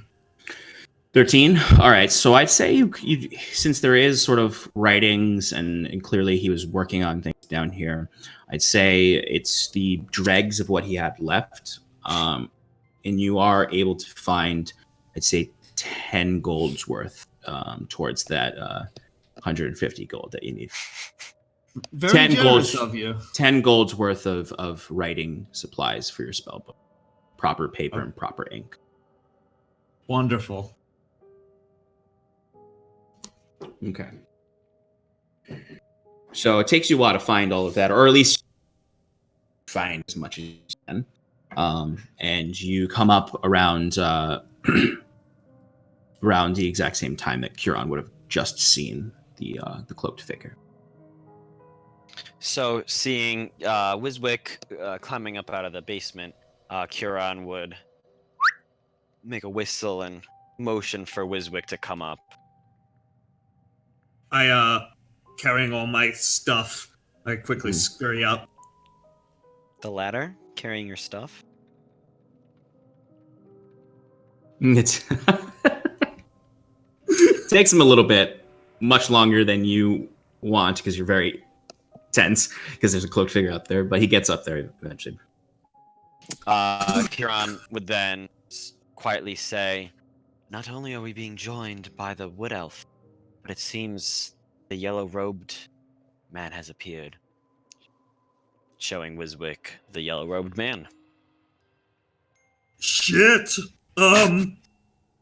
We've got to do something about this. We can't let this guy go. I don't think he's going. I think he's approaching. So let's give him a warm welcome, shall we? Are you implying that you want to actually give him a warm welcome, or are you saying that you want to hurt him? The latter, for sure. The ladder's right there. You are killing me, Curon. I will push you off of this tower. His people don't understand metaphor. We're simple folk, the Illicines. Curon will say, "Wiswick, go rouse the others. I'll continue. I will continue to track him from up here." How about we have you track him in a better way? I have spells. I could cast invisibility on you, and maybe you can get a Just closer go get look. the others. I'm gonna stay up here and watch him. I believe he's coming towards us, so there's no need to go towards him. Okay, I think it would be tactful, but I will offer the others my services. Okay. I go downstairs and wake everybody up. I bang a pot against something. Okay. So you all wake to the sound of banging a stick or Metal something. things together. Yep. Whatever metal things he can find. The first grabs it breaks as soon as he hits it, but he successfully enough, you all get this loud clashing noise that brings you out of your slumber. For Timber, I throw the box at him. The magical box. The one that does the alchemy stuff. Oh, okay.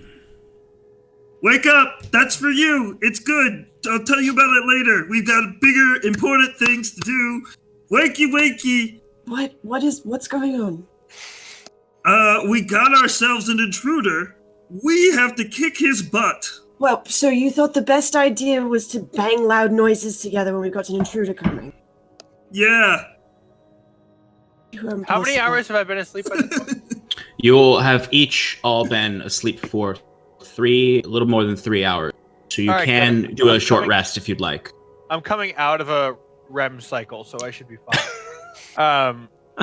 Yeah, Cal wakes up and he's fine. A little bewildered for a moment.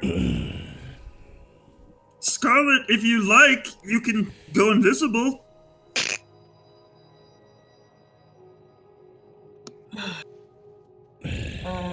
Let me get actual information from Kieran.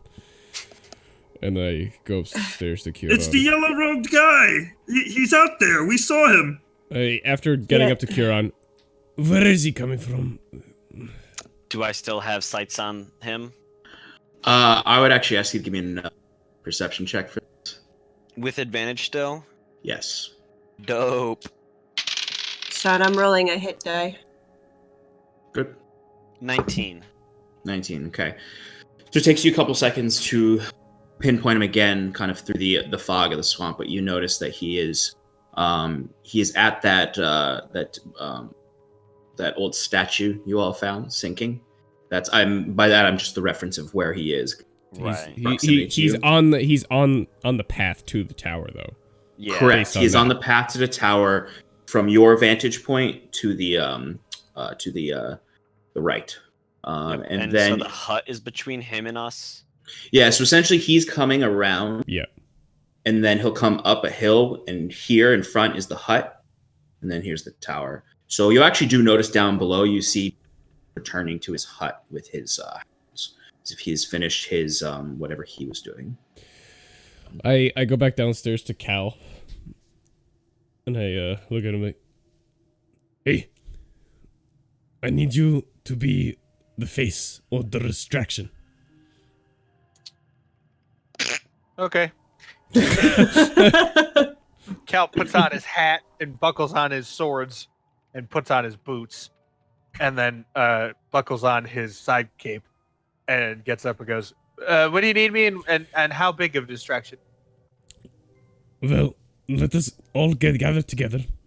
Mm-hmm. You and Loud Gnome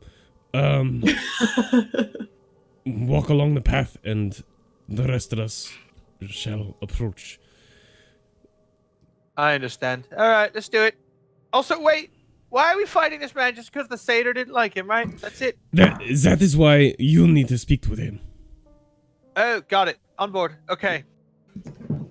What about the As they dogs? say in Honduras, let's rock and roll.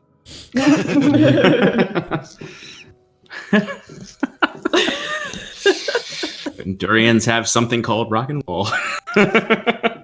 We have a lot of mines, and I'm imagining there's quarries to go along with those mines. That's true. It's akin to. You broke up right at the fucking punchline. It's akin to. It's not funny. To breaking a leg. Like the. Yeah, it wasn't good. All right. It isn't meant to be a joke. Meant to clarify. All right. So, what is your plan? What are you doing? I'd say the figure is probably be up to the tower within a half hour. So I guess I'm going to go out the door we came in, and I'm going to stand there looking innocent. I'm gonna signal to Scarlet. Also, yeah, I wanted to count as a short rest. Did I have to? Yeah, I did say that it counted as a short. Okay. I want to signal to Scarlet to come hide in a brush that's close by to where Cal is kind of just, hanging out. Before I go over there, Wiswick, make me invisible. You got it. I do so. Okay.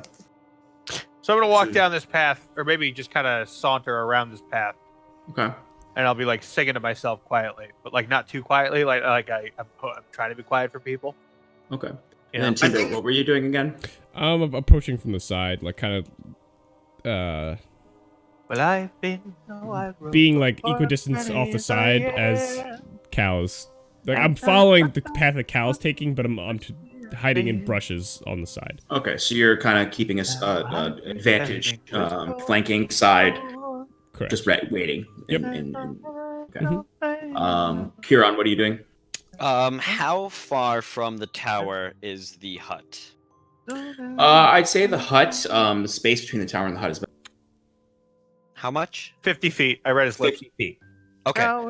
Kieran's going to stay up on his perch, load his crossbow, and just continue to watch the approach of the yellow-robed man. Okay. And then Scarlet, you were invisible. Where are you going? Stand right behind me. It'll be real dramatic. I want to be somewhere that if things go sideways, I can very easily step in. Okay, so just generally near Cal, but out of the way. Yeah. Okay. Wiswick, where are you? First I'm gonna open the doors to where the blink dogs were, Okay. and I'm just gonna try and like push them awake. And I say, I don't know if you can understand me, but your master might be in trouble. You gotta go. Get, boy. Give me You're an not animal supposed- handling check. I don't know. What do we say in Old Yeller? We don't want you no more. Is no one going to warn the satyr at all, or just... And I told. That's I would say he would Well, you said hear. a half hour. We have Yeah, a half hour. within Oh, that yeah, time, I'm gonna he- jog over there. Okay, I was just making sure. Otherwise, he was going to hear Cal and step out and be like, "What's going on? Why are you all singing?" That is but, a 6 on the animal handling. I'd say they kind of, they don't like snap at you, but they're very lethargic and uninterested in what you have to say until moments later, Cal has alerted the satyr, who steps out now, and you hear him whistle, and the dogs all rush over to him. The satyr looks to Cal sort of as the only person really standing around in a authoritative position, and just says, "Oh, what's happening?" Well, I've been told we're expecting some company soon, and I think it might be beneficial for you to gather your weapons and get into the tower. Fair enough. I'll go above and keep an eye. Excellent. Yes, Kieran's up there. Meet up with him up the top. I'll be down here providing what I believe is a distraction. I went to an alehouse. He walks backwards away from you as you start. I have something I want to say to Cal before things move Okay. forward. I will say, Cal, you hear Scarlet's voice come from nowhere. And I told the... Cal, Yes? I just want you to know that I'm right here, and if things go sideways, I'm going to help. But I think we should have some sort of code word. In Turn to your right. I'm on your right. Sorry, yes. Cream cheese is pretty non-conspicuous. Cream cheese. It's better than kumquat. But I'm afraid that like pineapple might get used in the conversation. So cream cheese. Okay. Oh, all right. When I hear that, Great. Would you like it? I could do other foods. No, that's fine. That's fine. Cream cheese. Excellent. Cream cheese. So you're And I told the landlady the money was spent. so your code for like Scarlet Sorry, to engage is cream cheese. Yeah. All right. That's our Jenga. Did you not hear him? Can I get one more I'm thing? just enjoying. I'd say you have a few minutes left. What do you want to do, Wiswick? I throw a sock into the barrel of mandrake root, Okay. All right. and I close it up as if nothing ever happened. I stuff it in there, like real deep. Okay. All right. I think you killed Alex, you guys. Did Alex fall asleep? It would be really Oh, funny no. if he did. Yeah, I think he's Alex. fucking with us. No. Oh, he's fine. Is Alex Those who don't know, not- Alex falls asleep sometimes like that at his Yes, he computer. does. All right. So the yellow figure. So just to paint the image, you're all in your positions. Cal is really the only one in sights, so to speak, who is wandering kind of around in the middle of the small section in front of the tower, singing his tunes. For those of you not invisible, I'd like you to give stealth checks if you're trying to be stealthy. Far over. Okay. Far over. Uh-oh. Even with the disadvantage, mountains Kieran rolls two fall. 16s. It's actually too low for me. 17. I'm a tenor. I got an 18. 23. You okay there, Sean? Yes. Sorry, that was me. Oh, this will. All right. The road goes ever. This is not inherently going to be combat, but I guess we should put up let's put up a visual reference for this. We go to the battle map.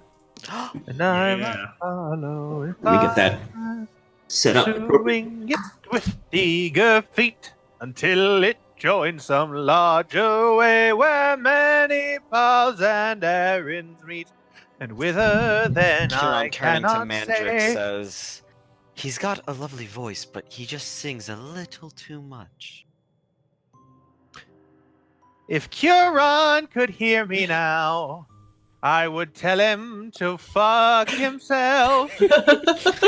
I've never liked his attitude, and his hair's far too long. He isn't you a hearing me? fashionable person. He isn't a fashionable person. He's Not a Huron fashionable sends a guiding bolt. You're all stealth. Launches a guiding bolt at Curon, cast at 9th level. He's ugly and tacky. His skin's weirdly blue. All right, so it might be Not a bad guy. it's Wiswick. You went back into the tower, right? Yeah, I went back into the tower. So I'm on the Wiz- first floor. Oh, you're on the first floor. Okay. Yeah. So yeah, okay. So then you can see out to the battlefield from the first floor. So I'm waiting by the door, really. okay, no problem. The dogs, the blink hounds, are on the first floor with you, sort of as they're there guarding Mandrick, who has joined Curon on the top floor. And Curon, you can see, has a sling of arrows strapped to his waist, and he's got his short bow out. You both have picked specific windows at the top, so you can shoot down from above. Radical. We should do a stealth roll for him. I'm doing the refrain, the second repeat refrain of he's ugly and tacky, his skin's weirdly blue, but for all that, he's not a bad guy. I'll come up with like a first half of that verse. How many hours are on my mage armor? Mage armor is 8 hours. Oh, when did you cast it? What I battle did you casted cast it in the middle of last session when we first entered the swamp, I'd say.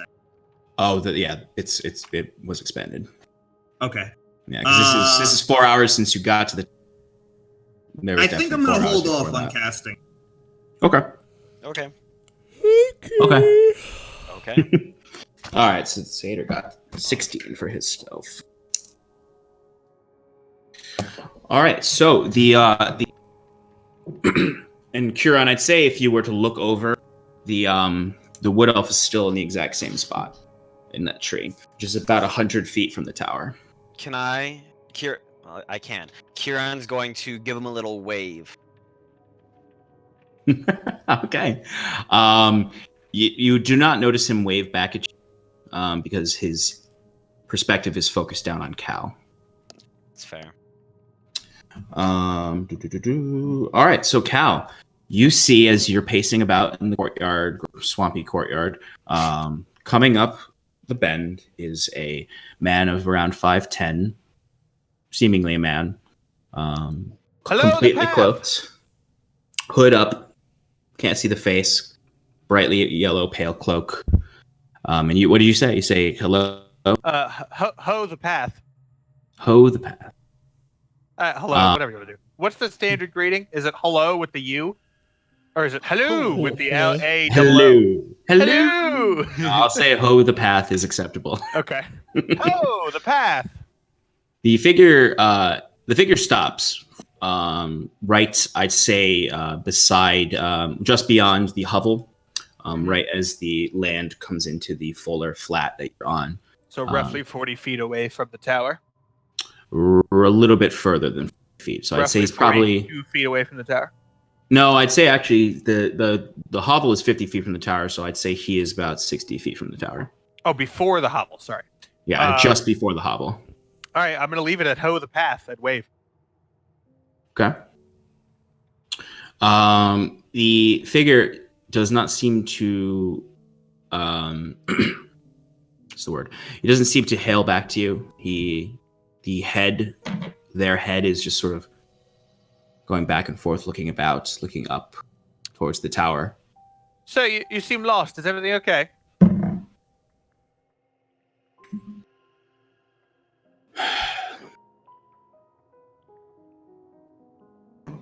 He doesn't do anything at first. And he starts to walk forward again. Sir, you seem lost. Is everything okay? You hear he gets just up to the hovel. He stops right at it, so he's 50 feet away from you now. He looks to the hovel. He notices no lights on in it. Looks back to you, and you hear in your head, not ushered to you, a voice, and it doesn't even sound like it's an amalgam of. You really are just getting the idea of what he's saying. He's not actually speaking in your mind, and what your the impression is. Where's Orlin? Oh, I don't care for that at all. I didn't like that one bit. It's freaking weird. It's invasive as fuck. Ask you to not do that, and if you could speak vocally, I would appreciate that ever so much. Well, Orlin. Oh, yes, I heard about him. He's the one that used to live here. He's dead. I heard he's dead. I'm not squatting here. Don't worry. I'm passing through. I heard that he died when I was in the town. What was it called? Mag. As you're coming up with the words for match and dead. No, I know what it is. I know. I meant you. I don't pay that little attention. What penetrates your he doesn't mind. He asks the idea of the next question is where's you broke up again, Sean. Where's the what? Where's the satyr? See, you keep doing that, and I would really not like you to do that anymore. I'm not going to say impolite. Yeah, I understand people are different. But you're bordering on it, sir, and I'd rather you didn't. The satyr. That's one of those goat men, right? I don't know. Who are you? Who am I? Oh, did he say that out loud? Nope, nothing is coming. I'll tell you if it comes out. You are bordering, sir, as I said, on impoliteness. And I am Cal Rowland. Lovely to meet you. And you are?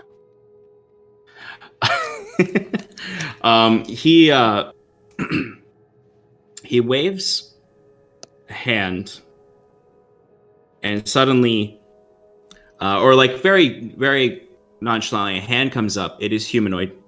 It's just a human hand. You can't really tell what race they are or much about it, but it's very quickly, and suddenly, Cal, you hear no noise. When you speak, no noise comes from your mouth. And you're completely. He casts silence on, and he starts to walk past you. He starts to walk towards you, and he is. He looks up to the top of the tower, and I would say, Curon, Curon, you hear the same sort of telekinetic idea formation in your mind. It's painful it's not painful, but it's like getting a bad headache. So a little bit painful. Yeah. I'm word vomiting that it's it stings in the mind. Where is the satyr? Curon would answer in his own head. Can I respond to you like this? You get an affirmation.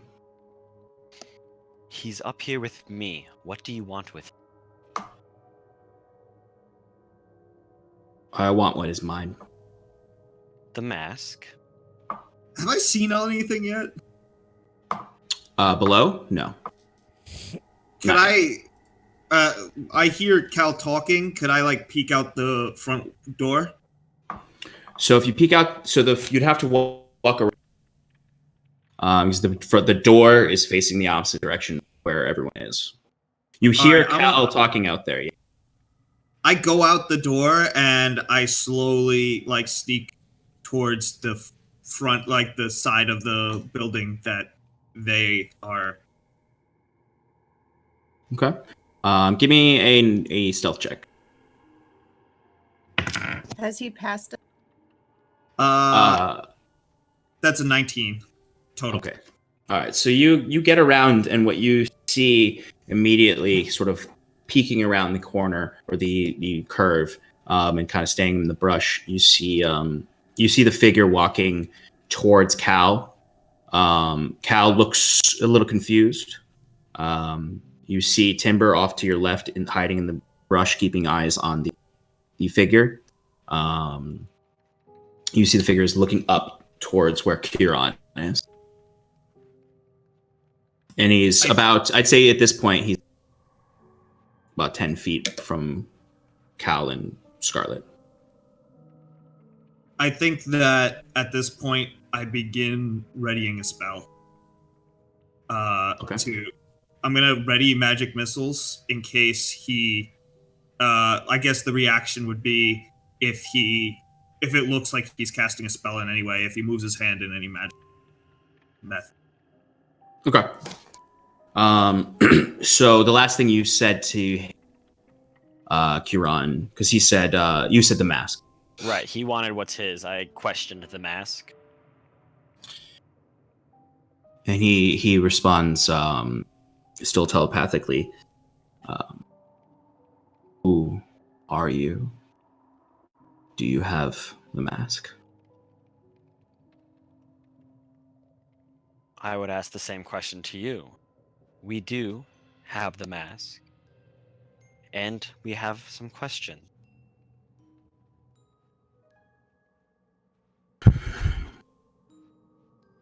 Return the mask to me. We may sit, and you may ask me one question.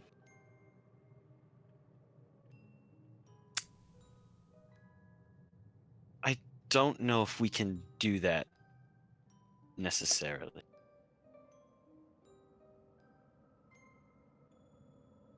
Where is the mask? It's safe. It's safe. It's safe. What's my Kieran voice? It's safe. He stops. Scarlet, he's about 5 feet away from you. How close is I mean, he's like even with me, right? Yeah, he's right on. Okay. him. All right, so I wanted to do this anyway. If he keeps walking, I would draw my sword and put it at like the hollow of his throat. You know what I mean? Yeah. I'll say even that when, because that Cut out. What I do you think say? he's fine. he stopped when Cal drew his Yeah. sword out to his throat. And then at seeing this, Kieran would immediately call out, "He's here for the mask and the satyr." Okay. So upon calling that out, he hear. Let's see. No, it wouldn't, because he didn't notice them. Because Timber got 20, he was 15. You hear Cal. You hear it in your head.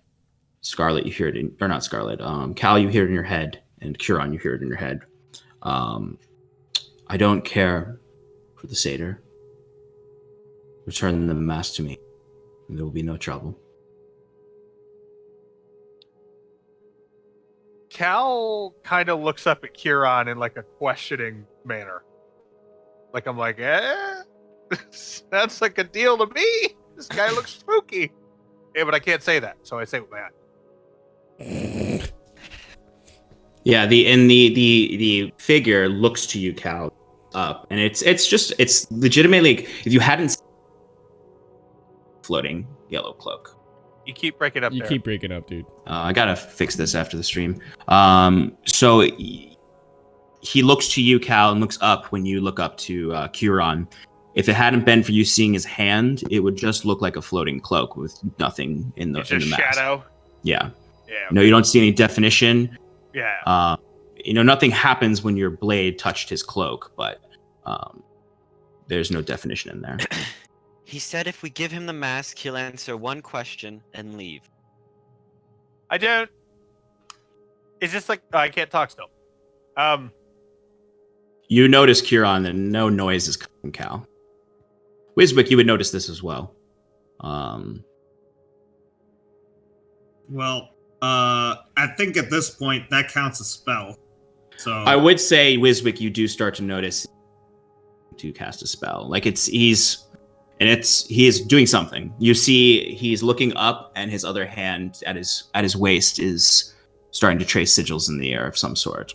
Yeah, I would imagine that, like, as soon as I noticed that Cal wasn't speaking when he was trying to speak, and, like, this thing was being magical in ways, like, talking to them, but, like, I can't hear it, it's obviously doing something terrible, so I'm going to cast some horrible magic on it. Obviously. Okay, all right.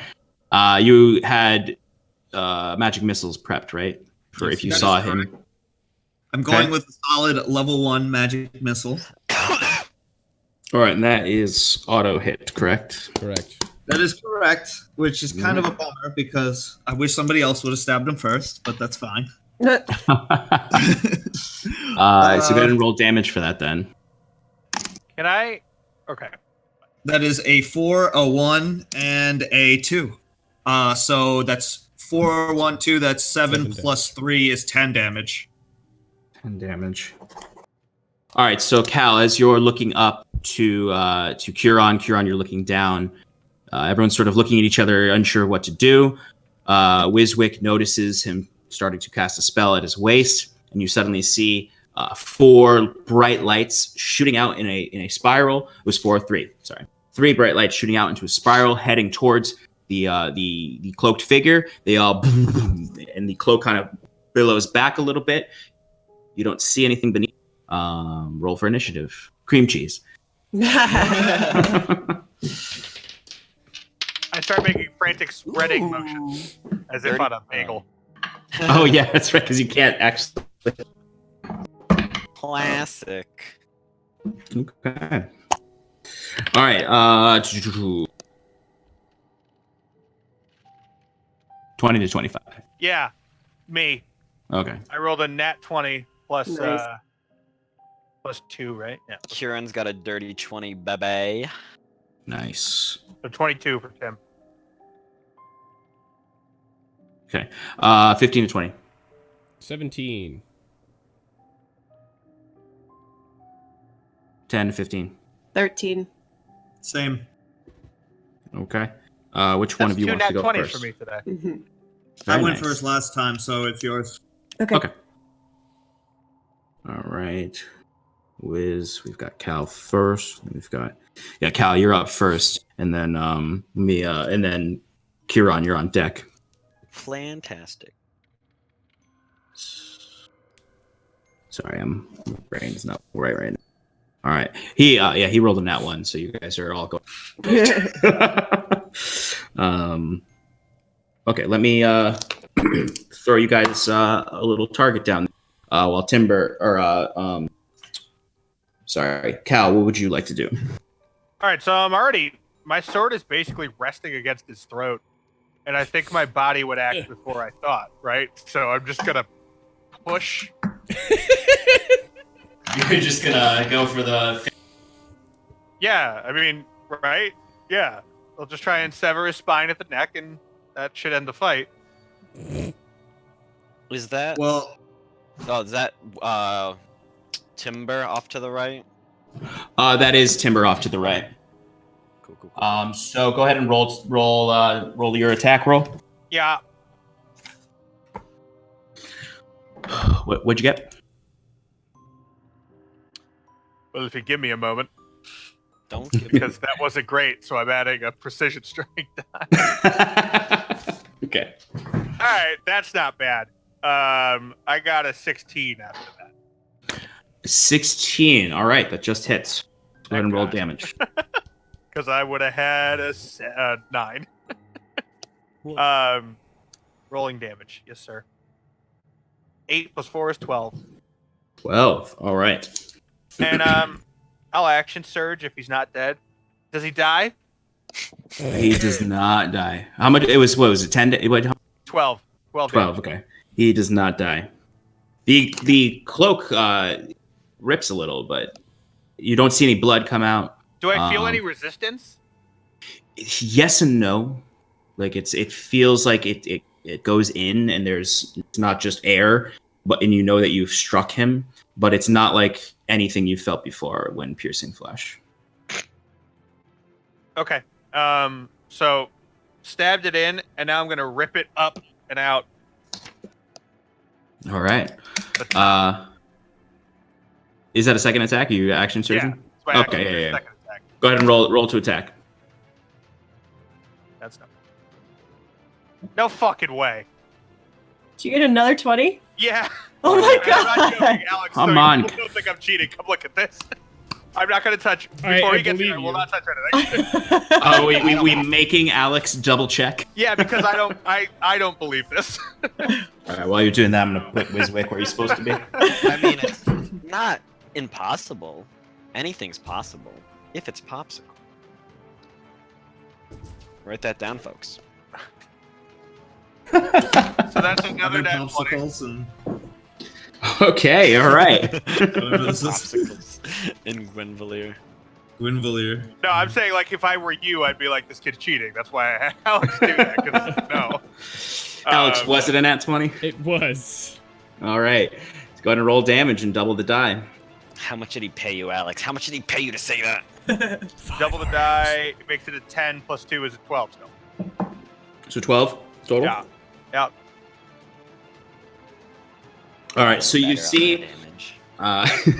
so you see you pierce through it, rip it up. It definitely it slices up, and the cloak rips. And once again, no blood, nothing staining the actual cloak. The cloak is taking damage for sure, and the individual, you know, you've sunk damage into this creature. It hasn't reacted to nothing. Wouldn't the hood split open like this? Because I ripped my rapier out the top. Oh yeah, you did say you ripped the top. So yes, you pierced in, ripped it up. Yeah. The cloak does rip, and it doesn't rip completely through and come down, but it is flapping open as if it's still flapping open. You see nothing in there. Right. The entity has reacted to none of this. They have not moved. They have just taken the damage. Their eyes still looking up towards Curon. That's my turn. Okay. Curon, you're up, and then Timber, you're on deck. How far is it from me? From you, with the height imbalance, I'd say he is about, if you're 40 feet, I'd say. 30 feet. 30 feet. 30 feet. Kieran's going to cast Detect Evil and Good. So that's right within the 30 feet range of it. Okay, and what does that spell do again? For the duration, you know if there is an aberration, celestial, elemental, fey, fiend, or undead within 30 feet of you, as well as where the creature is located. Similarly, you know if there's a place or object within that's been magically consecrated or desecrated. Oh, okay, yeah. Don't you get like Lots advantage or disadvantage on something too from them? Nope. Oh, okay. If only. No, 'cause- If only. all right, so he is within. So the ground around you reeks of is been blessed. The ground of the actual tower has been blessed. The creature itself is reading as I would say it's hard. I mean, wouldn't necessarily classify. Cut I out. didn't catch any of that. I wouldn't classify them necessarily in a lot of those. It's the closest thing is aberration. Okay, so with this knowledge, Kieran would yell out, "It's some sort of aberration. I'm not quite sure. Specifically, I don't... Aberration... What is an aberration? What kind of creature does that constitute?" Demigorgon. Yeah. Oh, okay. Driders are aberrations. There's a lot of creatures, but Cthulhu is an aberration. Monstrosities really is where you're getting at. Gotcha. So Sick, he would yell twisted that. chimera monsters. It's some sort of aberration. Mind flayers are monster of aberrations. sorts. Chaos spawn. Flumps. Flux. Of course they are. Anything made from H.P. Lovecraft. All right. So is that an action to cast? Yes, it's an action, so Is it an action to yell that? No, that's Okay. minor action. So he's gonna yell that, and then that's gonna end Kieran's turn. Okay. Then that brings us to Timber. I'm going to flank the dude with Cal. Okay. Timber's gonna slide in the silence and go for 2 strikes. Okay. You have advantage because he did not see you there, hiding in the grass. So. Oh, wouldn't I also have advantage because I'm flanking? Yes. So I've got double advantage. Sorry. Well, that's gonna hit. First one's an 18. Oh my god, that's. All right. Well, both of them are gonna hit. Okay. Two natural 18s.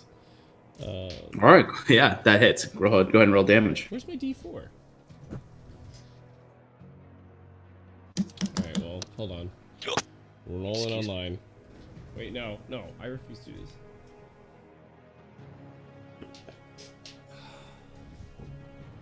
Ladies and gentlemen, Alex has stepped away to a charitable engagement. I'm sorry. Okay, first one's 2. All that monk damage. Yeah, all of it, right? It's a total of 9 damage. 9 damage. Okay. Wait. No, sorry, total of 11. From Okay. both hits. Yeah, no problem. Is there anything else you'd like to do? That was your action. That's my Movement. action bonus action movement. Great. Scarlet, you are up, and then Wiswick, you're on deck. Okay, I finally get to use my assassinate stuff. Yeah. Okay, so I am going to I think I see me.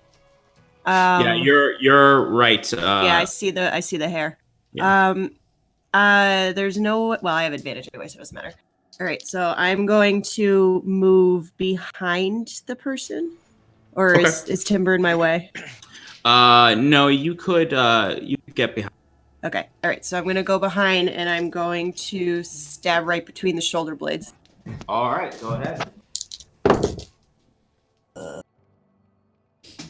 That is a 16.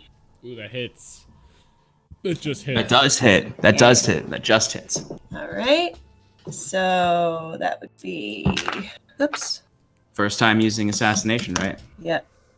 Okay, so 1d4 plus 4. That's 5 plus sneak attack, right? Oh, wait, no, it's a critical. It's auto crit, yeah. Whoa. Auto crits, yeah. Okay, so I rolled a freaking 1, so 2 plus 4, 6, and sneak attack is Sneak attack 8. is also doubled. Yeah, sneak attack is also doubled. So 16, so... Fuck, what was my first number? Add the modifiers. Yeah, Your first I did. number So was 6, right? With the So modifier. Yeah, so 16 plus 22 points of damage. Phew, hooey.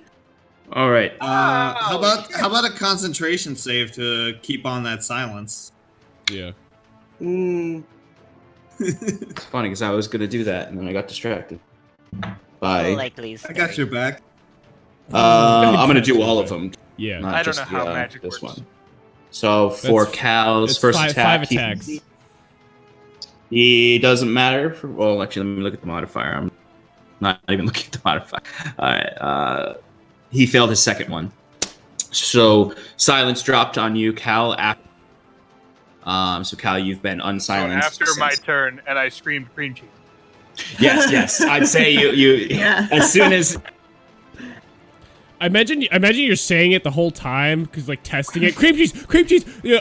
Cream cheese! And just like, cheese! In perfect timing for Scarlet to assassinate him. And then just invisible rogue out of the darkness. Scarlet, you experience a similar odd sensation because you know you've sunk this blade into this entity's back, and you know that you've dealt significant damage and blow to it. You feel that's enough resistance to know you're damaging them, and then you've damaged them significantly. And the cloak is ripping around you. And I'd say with this much damage to the cloak, you are all starting to notice like shadow seeping out like a shadowy fog seeping out from each of these tears.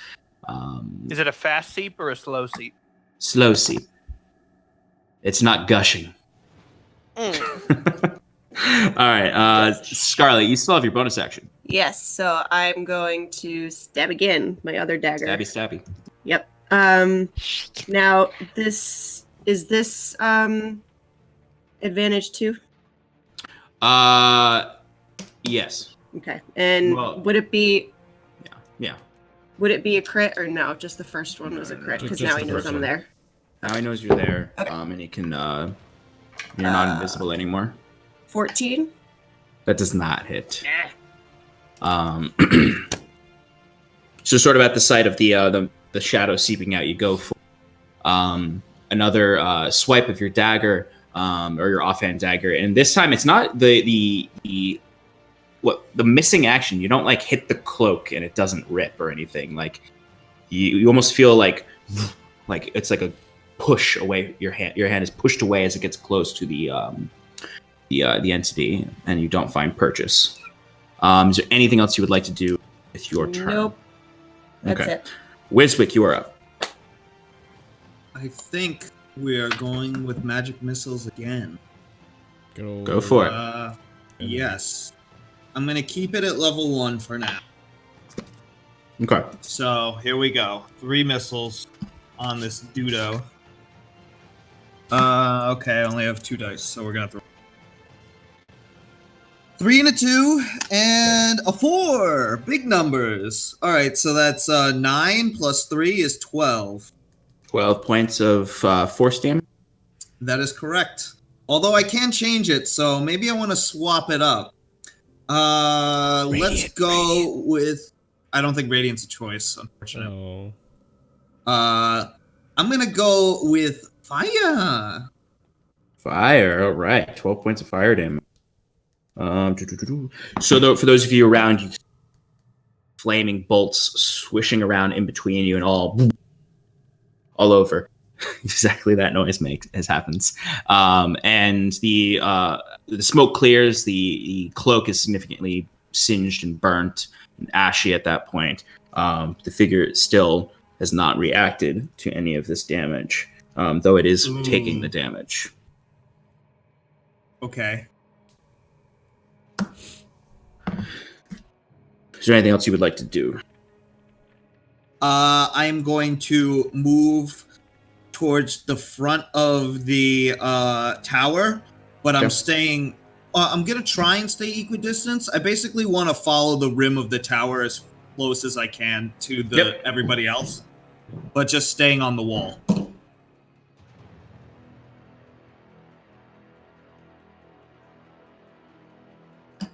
You can pretty much get to the center of the tower there, right? Okay, great. All right, so it is the satyr's turn. I'm going to shoot that short bow at this thing. It's Mandrick's turn. Maybe I shouldn't have done that. It's not funny, dude. All He's right. your character. Don't make fun of him. All right, so that is, unfortunately, he does not hit. You see an arrow fling right past the entity's hood, just into the swamp. All right, it is now the entity's turn. Okay. Are you sure you don't want to tell us his name? His name is Entity. Yeah. His name is Entity. It's a new millennial name. You know how they can be. Yeah. No, his name is Entity West. All right. So he's going to. So the entity, kind of having taken all this damage, you see the shadow seeping out of the cloak. It is going to take its full movement backwards. It is going to float backwards about 30 feet away from you. You see the hands come up. Both hands raise up. In tandem with the hands raising up, 2 out of the swampy ground come erupting up is 2 wraith-like figures Do that we lock get eyes on you. 3 attack? You all get attacked.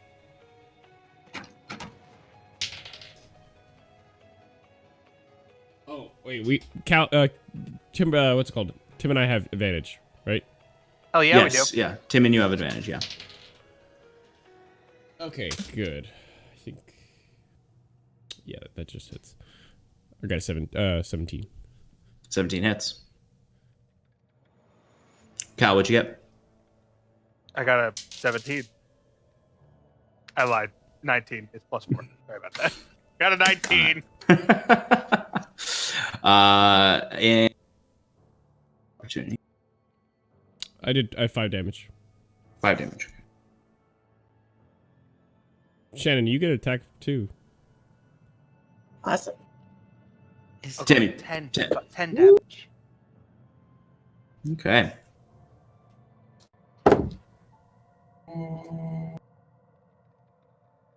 Probably good.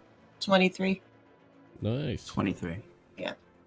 That definitely hits. Yeah. Okay. 4. 2 plus 4. 6 points of piercing damage. 6 points of piercing damage. All right. So that cloak, as it starts beating of flurry of blows, it's the cloak is ripping apart at this point, and the shadows are seeping out of it.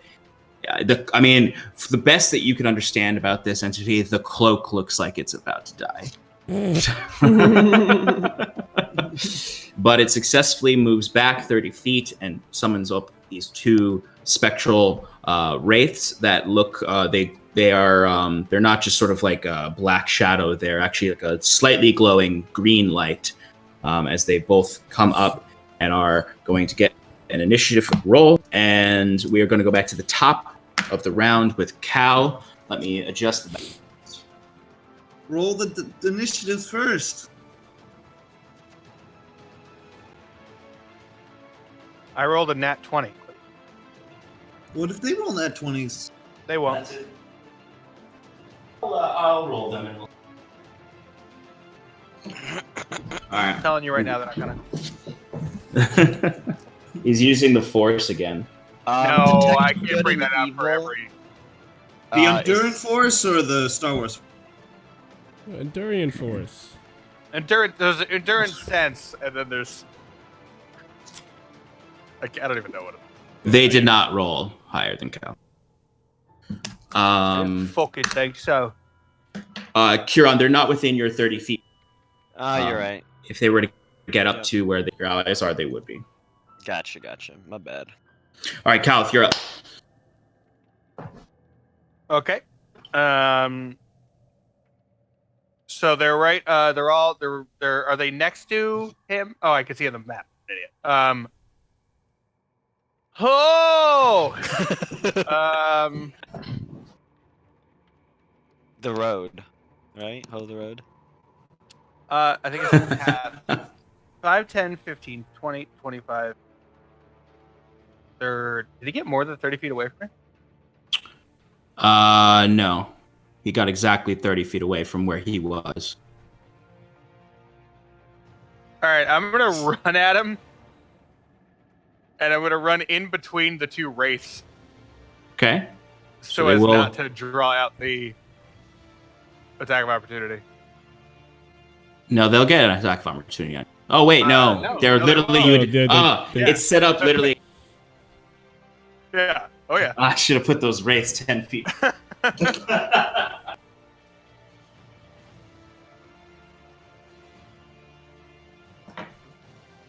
If possible, I'd like to go between them with like a forward handspring, like Will Turner style, for flavor. And Absolutely. then I'm gonna forward handspring into that position, and as on the way up, I'll stab him again in the cloak. Go for it.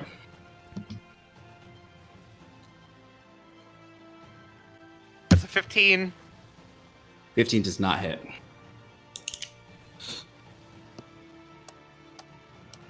I'm gonna add a precision die Okay. for a precision attack, and that's a 19. 19 hits. Yeah. Okay. Go ahead and roll damage. Check that off real quick. Okay. It's a 10 damage. It's 10 damage. 10 damage. All right. So, very much like Obi-Wan Kenobi, you slice that sword, you slice that cloak, and it collapses down to the ground as the shadows that were seeping out kind of spread out at this point and start to ascend. But there is sort of this strange mass of shadow in front of you right now that is still temporarily there, that seems to be dissipating away. I have no moves left, so I just stare at it angrily. Mm-hmm. Not angrily, kind of more confusedly, and a little bit sad that it's probably going to hurt me. It's this face. It's Just like that. Yeah. Kieran, you are up. Like there's dismay and confusion and anger kind of all in the same. So wait, is it dead or no? Whatever. Yeah, it's hard to tell. I'd say there's the manifestation may be dead of whatever was there. The shadow may dissipate upon it the next turn, or it may prove to be an enemy. All you see is a forming shadow that you cannot see through, cannot penetrate with your dark vision, ascending from the cloak that has fallen to the ground.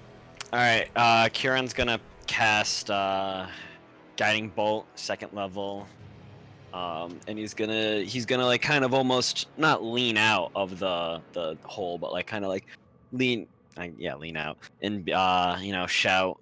He's gonna shout something about Twilight, take you. I don't know. Twilight. He's a Twilight domain cleric. Oh, what do you want from me? Better fucking improv, bro. That's a fair. little confidence in your. That's it. We're going to UCB, Connecticut. It's gonna be terrible. We're all gonna hate it, but we're doing it. 18 to hit. That you aiming it at the shadow or at the wraith? Shadow. Okay. It hits the shadow. Yeah. Cool. So that's 5d6. Is that radiant damage? It is. That's a fat spell. That is a fat spell. Hey, it's thick. Alright. How many C's? L. I was saying PHAT. I don't know about you guys. Oh, I'm so sorry. Those were d8s. I don't know how to count faces.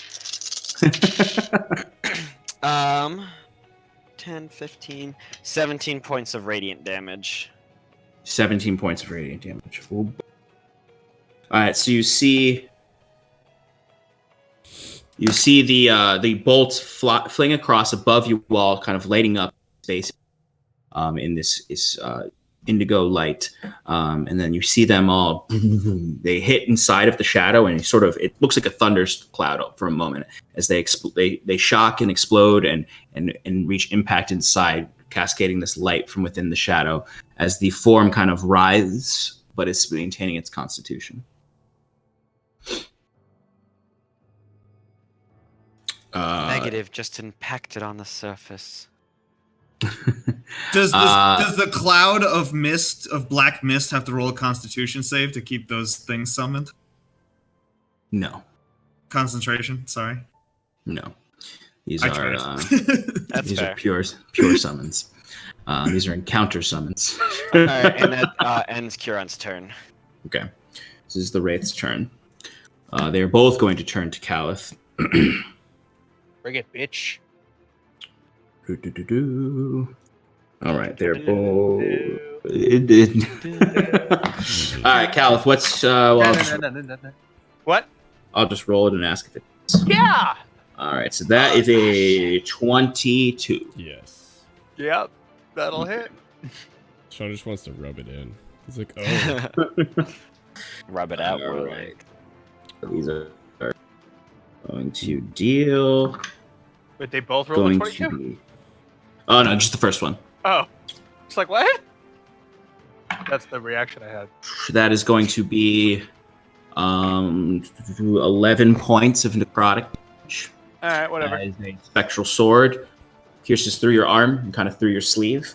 Not ripping your lovely tailored suit, but definitely dealing some damage to your flesh. Yo. The other one is going to miss. Wait, okay. That's cool. I use riposte. Oh, okay. Go for it. For a 16. A 16? Yes. Oh yeah, I should look at the AC. That hits. Lovely. I think you said 16 damage. I was like, what?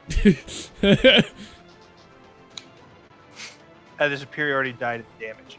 Oh. That's good. That's what I thought, but I wanted to make sure. I can do math. 11 points of damage. 11 points of piercing damage. You find that it does not quite deal as much damage as you thought it would. It does definitely find impact into this spectral figure, but it does not deal as much damage as you hoped. Okay. As the figure kind of flashes back after trying to stab you, getting a nice hunk of rapier in its chest. It definitely doesn't feel like it has as much resistance as it should, not dealing as much damage. Is there anything else? Oh, that was their turn. Timber, you're up. Question. The spectral guy, the shadowy figure, is where is that now? Is he rising above his cloak? Yes, it is 10 feet above the cloak. 10 feet above the cloak. Okay. Okay, in that case, I'm gonna do a thing. I guess I'll attack the wraith that Cal attacked. Position myself for advantage, and you can do that. Flurry of blows. Flurry me, daddy. By the way, just to clarify, I can do radiant damage. Oh, That's cool. good to know. Oh, nice. First one's gonna hit. It's a 23. Oh yeah, that definitely hits.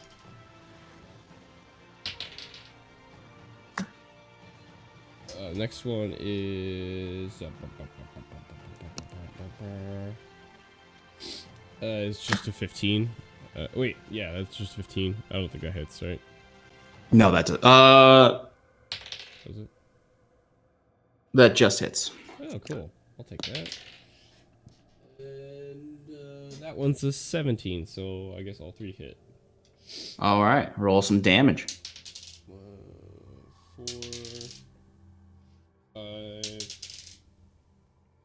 5. So it's 14 damage total. So 14 damage total. 7 damage. Yeah. All right, so it's so you find like when you come up and you start using your martial attacks, your fists and claws, they swipe through the creatures, and you see sort of the spectral miasma of them comes out and reconstitutes, but you can tell that they're dealing damage to them, much like the wisp in the way it kind of like constituted and reconstituted. But you are dealing damage to them. Anything else, Timber? If not, Scar, you're on deck. Cannot go. All right, Scarlet, you're up, and then Wiswick, you're up. All right. I would like to move forward 10 feet, and I believe that is going to get me within 5 feet of both of the wraiths. Yes, you could do that. Okay. And then just to double check, Timber and Cal are not within 5 feet of me, correct? It's just the wraiths? Yes, that's correct. Perfect. I'm going to use my bonus action to cast Erupted Flesh. Ooh. Oh. All right. Good And placement. everybody within 5 feet, it didn't matter anyway. Enemy creatures within 5 feet of you must make a dex saving throw. Okay. Is that on their turn or your turn? No, they do it now because if they fail it, they take 2d8 fire damage or half of it. I believe the DC for that is 12, if I'm not mistaken. It doesn't say. It just says dexterity saving throw. Okay, so that's like other Genasi Yeah, Dex. what's your spellcasting modifier? It's Yeah, probably yeah. wisdom. It should say on there. So for Doesn't. Earth Tremor, it says the Dex is 14. All right, then we'll go with that. Okay. Okay, so the first one succeeds. The second one fails. Okay, so the first one takes 5 points of fire damage, and the second one takes 10. Oh, okay. All right. Good stuff. Mini firewall. Yeah. All right. So you each see her step forward. She sheathes her. Well, doesn't sheath them. She's got her daggers, but she holds her hands out. And you see she sort of grits her teeth as her flesh starts to crack like magma, and this heat comes out. It feels warm to you, but it's clearly affecting wraiths differently, and it is singeing them. You see they sort of are not exactly singeing. They are kind of atomizing at certain places. They will still take half damage, though. Kiran turns to Mandrick and whispers, I always knew she was hot-headed. I could just see Kiran like looking around for his friends and just seeing the satyr with a short bow ready, and just like, I guess you'll do. All right.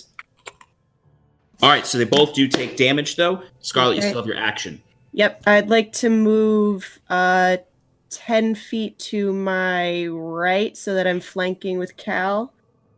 Yep, you can do that. And stabby stab. Stabby stab.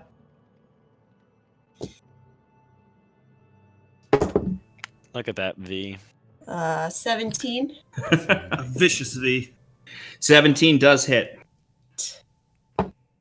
That is 2, 4, 6 points of piercing damage. All right. Have Sneak attack? yeah. Oh yeah. Definitely. Yeah. Another 6 points of piercing damage. Okay, half, so they get the 6. All right. So again, yeah, the blows are going in, but they're coming out the other side, dealing some kind of damage. You have 10 feet of movement left. Is there anything else? I doubt you want to use it. Nope, I'm good. Wiswick, you are up. Do it.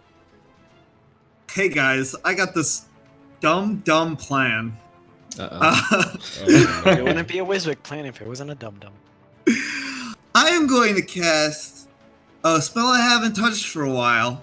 It's a goodie. It's an oldie, but it's a goodie. Sleep. It's good old classic Cause Fear at a level 2, and I'm going to cast it in a certain way, in which Wiswick normally puts on like a face paint of sorts to what's called indicate that his face turns into a skull to scare the monster. Mhm. In this case, he puts the face paint on, but when he does it, he focuses towards his cheeks, and instead of it being like a dark shadowy paint, it's more of a white, and it brightens up and it turns into a light, and in front of my face appears a beautiful angelic trumpet, and Ooh. as I blow it out into the sky, and it affects 2 creatures because it's cast as a level 2 spell, Okay. and I play the Ghostbusters theme on my beautiful trumpet, and it pierces into the ears of these 2 wraiths, and they must roll an intelligence saving throw or be frightened of my music. All right. Oh god, and it's literally the one condition they're not immune to. You said intelligence? Fear me, yes. Fear me. DC 14. 14. So the first one fails, just fails at a 13. Second one fails with an 8. All right, so they cannot move closer to you. Do they have to move right now away from you? They do not have to move away from me right now. But if you move... Target must succeed on a wisdom saving throw or intelligence saving throw to be frightened of me. So the frightened effect affects both of those creatures. They can repeat the saving throw at the end of each of its turns, ending the effect on itself on a success. So they have to fail. They failed this round, but next round they have another chance. Okay, and they have disadvantage on attacks and ability Yes. checks. Correct. And I'm going to move as close as I can in between the two of them. Okay, and they. If I could get in between them, that would be perfect, because then they would not be able to go near. They would literally not be able to attack anywhere. They would have to split up.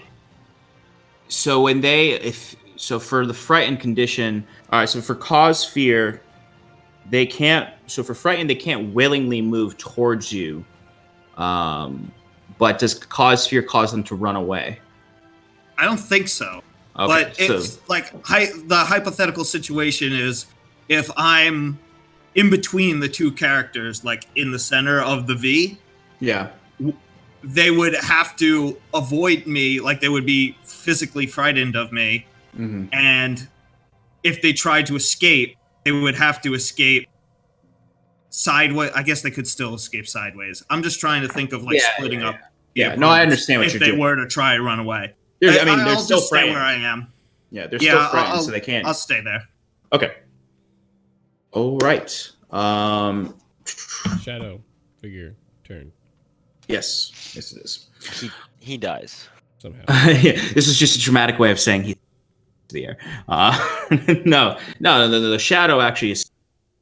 So the shadow stayed in place for a little bit and is dissipating up into the air, and seemingly whatever entity was within this cloak has vanished out of this manifestation. Whatever this cloak was for it, it has fled into the open air, and the shadow miasma slowly fades away, leaving very little trace of it. You just see occasional wisps of the shadow, but it's ultimately gone.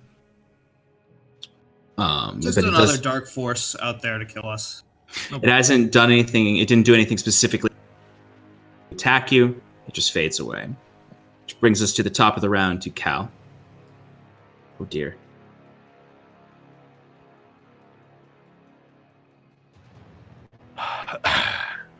So I got this big floaty shadow boy in front of me. No, he's faded away. Yeah, he's totally gone. He's gone. No. Mm-hmm. Oh, I saw him still on the map. Yeah. You got the two wraiths. Yeah, I'm gonna stab one.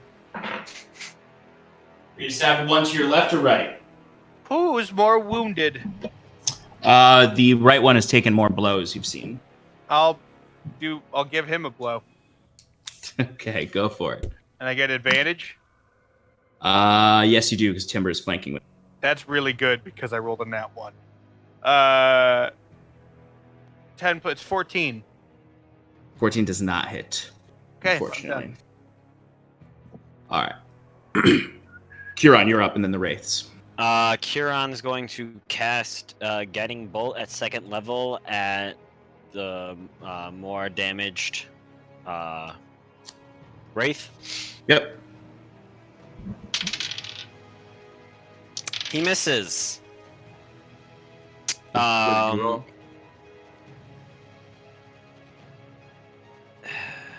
He looks over at Wizwick and he's like,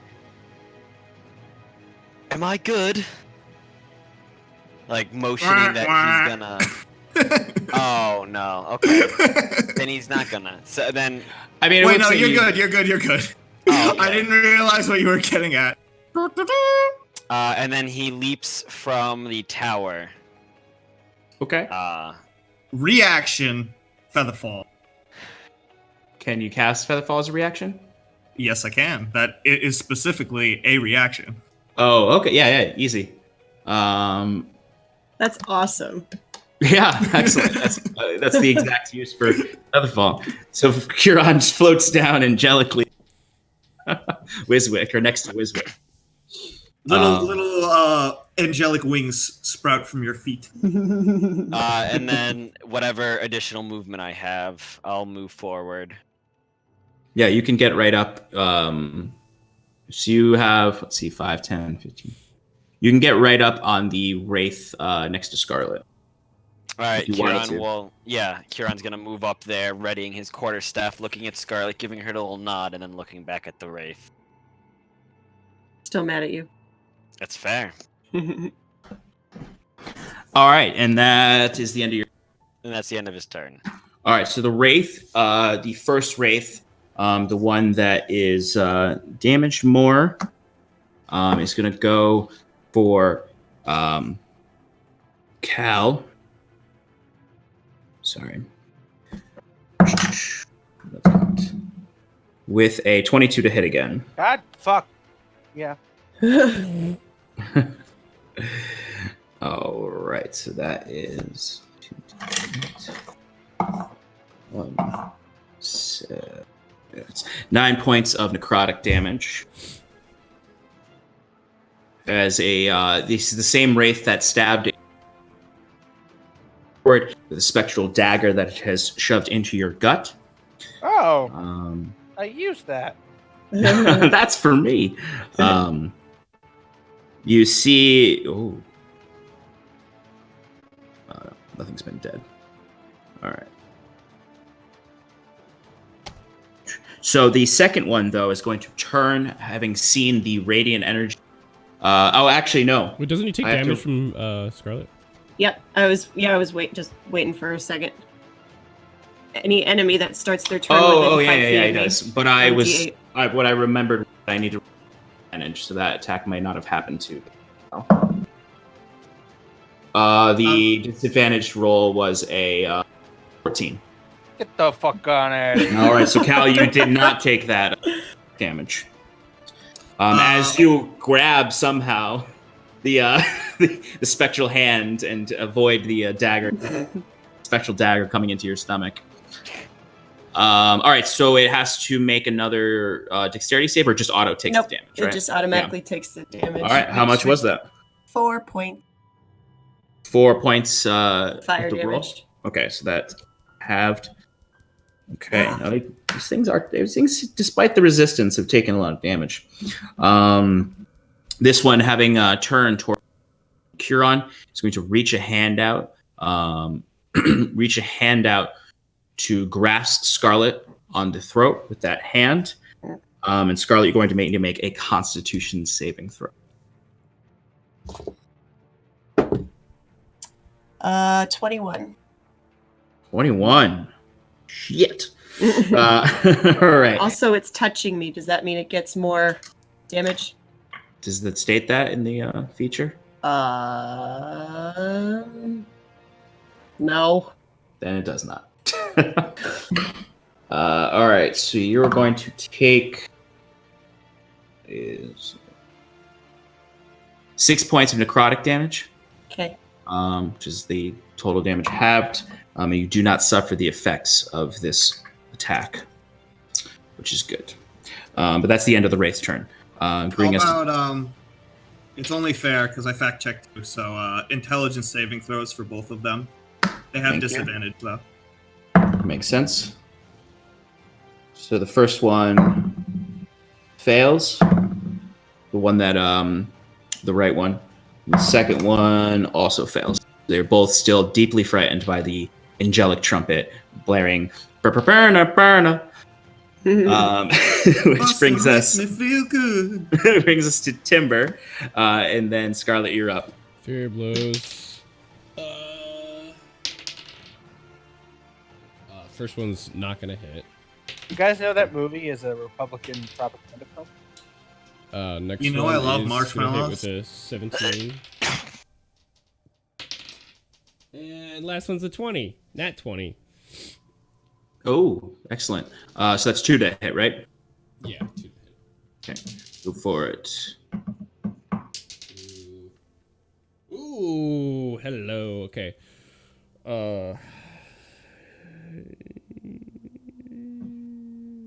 So that's 16 damage total. 16 with the crit. With the crit, yep. Okay. How much was the? It was Okay, so 4 multiplied by 2, so that's 8, and then plus 3 from my dex, that's 11, and then I rolled on my other one a 2, and I have plus 3, so it's a total of 16. Okay. So a total of 16. All right. Yep. So that is 16, which is half because it's bludgeoning, right? Yes. Fun. It's kind of you're coming up and you're, and it's just like the form, the miasma spraying off of this ghost, and only parts of it are reconstituting. Creature took a lot of damage there. This one on the right is looking pretty bad. It's sort of almost blinking in and out of existence. That's all. Wiswick, you're up. Oh, cool. Let's hit him with the magic of the missiles. Right. How are these things looking? Which one should I be shooting? The one on the right that, because it's sort of barely holding on to this material plane. The right was weaker. I'm gonna shoot 2 missiles at the right and 1 missile at the left. All right. What type of damage? Radiant. Radiant. All right. Did we skip my turn? Yes, we did. You go Scarlet. before me. Okay. That's Go okay. for I didn't do anything. I didn't even roll. Can you still hear me? Because my camera's froze. Yeah, Your your camera camera's froze, but we frozen. can hear you. Yeah. Okay. All right. I'll take my turn, then I'll futz with it. She Okay. looks very disapproving. I feel like that's what she looks. Yeah, that's Yeah. pretty. Guy looks that way That's at pretty Kieran. accurate. This is the exact face that Kieran sees when he comes running up. All right. So, oh crap. All right, so you No, I'm are. not there anymore. It's all good. You still hear You're me? gonna. Yeah, you're here. Okay. All right. Still flanking, right? Yep, you still have advantage on the attack. Dirty 20. That hits. Go ahead and roll damage. Okay. Dirty. You do get sneak attack. 6 points piercing damage plus another 7 points piercing damage, so 13 points total. All right, so that is halved due to the resistance. I mean, they're both looking pretty rough. The other one much more so. This one could take a few more hits. Anything else, Scarlet? You got your bonus action. Yeah, bonus action, do it again. All right. 23 23 hits. for an additional 3 points of piercing damage. All right, so that's reduced to 2 with the resistance. Bring that to 13. Oh. I'm glad it's cutting out. No, we heard Nice. that one. We heard that. one. I figured you did. All right. Just doing math out loud. All right, Yes, Wiswick, I do. you can send those missiles out now. Okay. Yeah, same target, same doohickey. All right, so there's 2 to the weakest one to the less weak one. Yep. All right, go ahead and roll the damage for the first 2. Okay. Radiant, right? 2 radiant, 6 damage total. All right. All right, how do you want to kill this? The 2 bolts shoot out of the trumpet, right as I say, or I do the big, I don't know, just the chorus, I guess. Yeah. That's. And they rush into this thing and just pierce it until it goes poof. Absolutely. It is.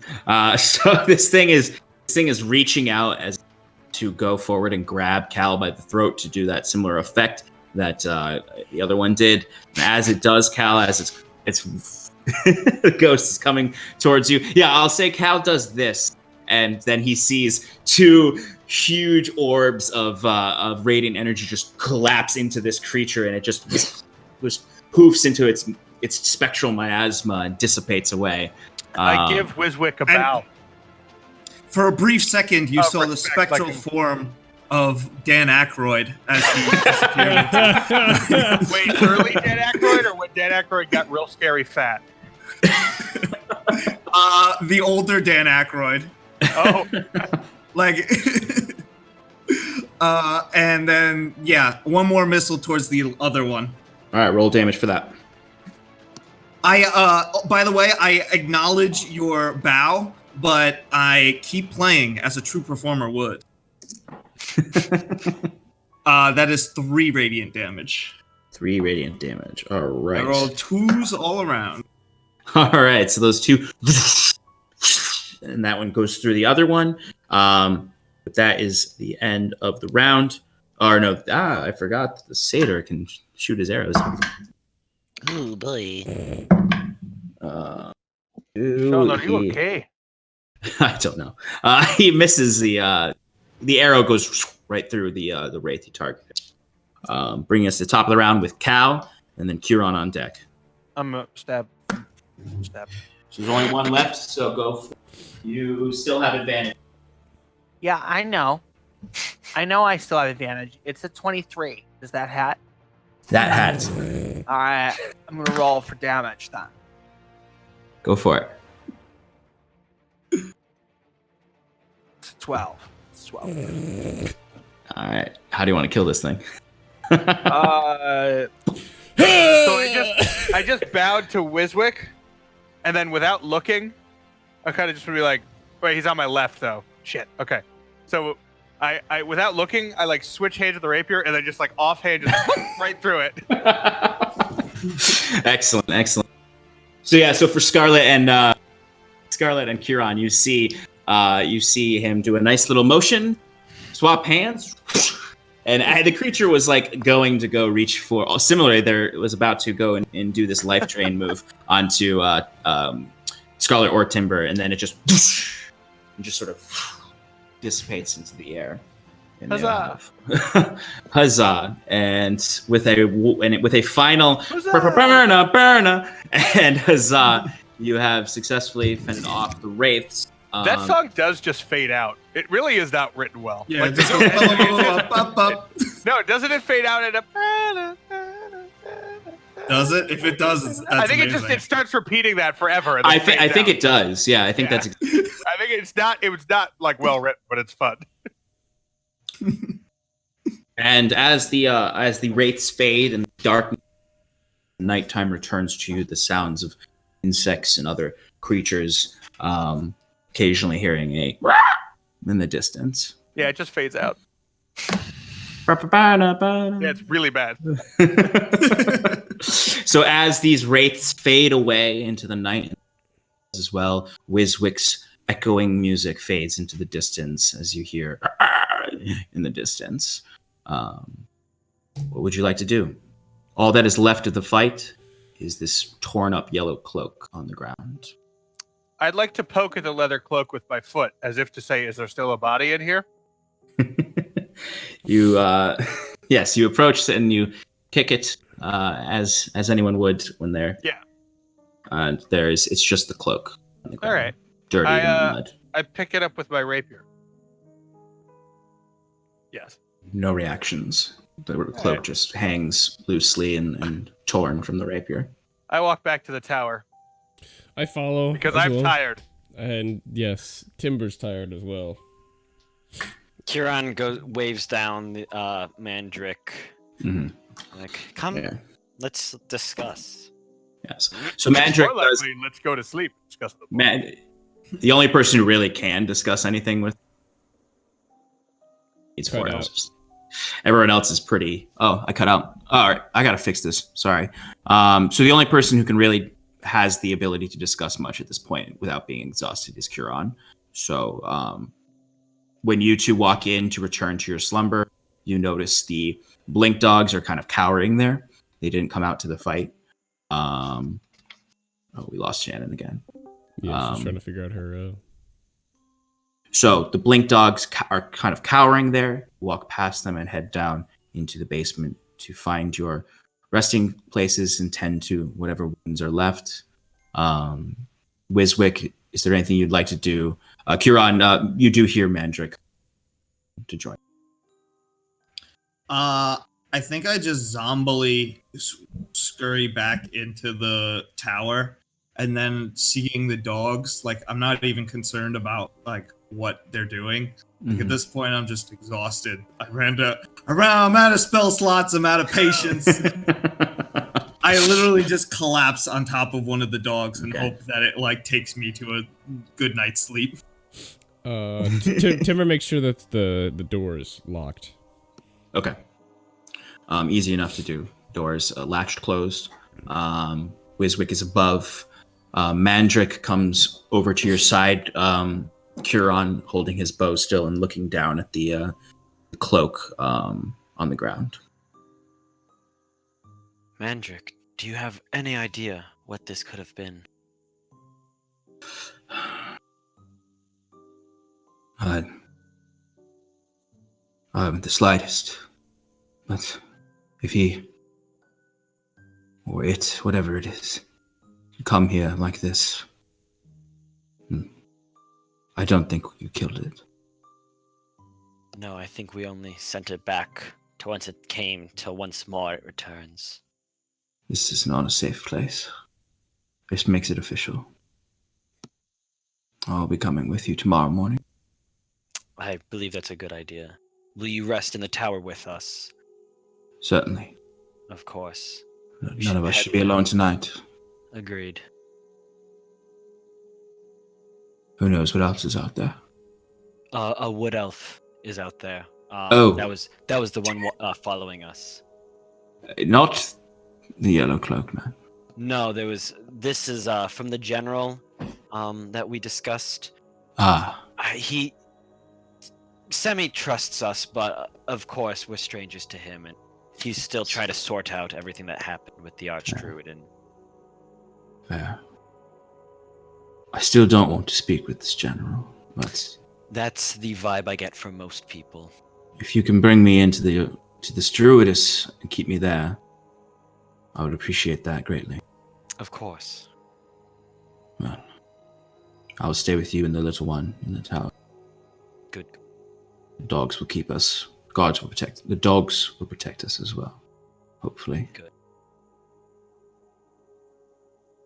Kieran, you look over to the tree and you see the wood elf is kind of lounging there. He knows you can see him at this point. Yeah.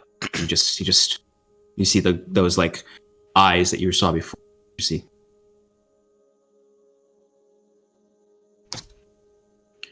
Mandrick slowly gathers up the cloak, actually. Brings it inside with looking around. He takes a few last movements around, closes the door of his hovel, and he comes out with a bag that he carries with, brings into the tower with, positions himself up on the second story. As he looks out into the night, he hardly sleeps. You notice this as I'm assuming you're going to stay awake and take rest. Yep. Yeah. Okay. Is there anything else you'd like to ask him this time? No, Kieran will leave him to his thoughts. All right. And as the chorus of the night lulls you to those below, sort of the low hum of underneath, find your rest slowly, but easily enough due to your exhaustion at the combat, knowing in the morning that you would venture back to Majin Set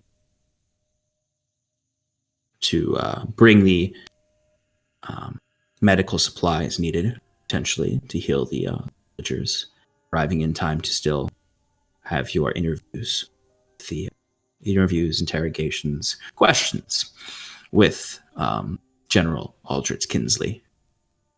A little bit more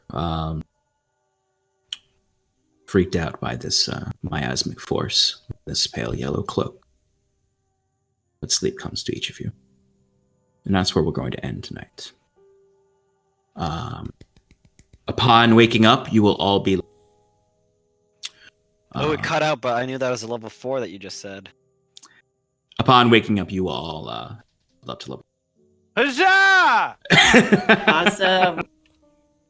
Kieran finds himself much more observant than he once was. All right. Yep. So those of you stuck with us to the end, thank you for staying with us to 11. Sorry about the technical difficulties in the beginning. That had us start a little late and a little frazzled.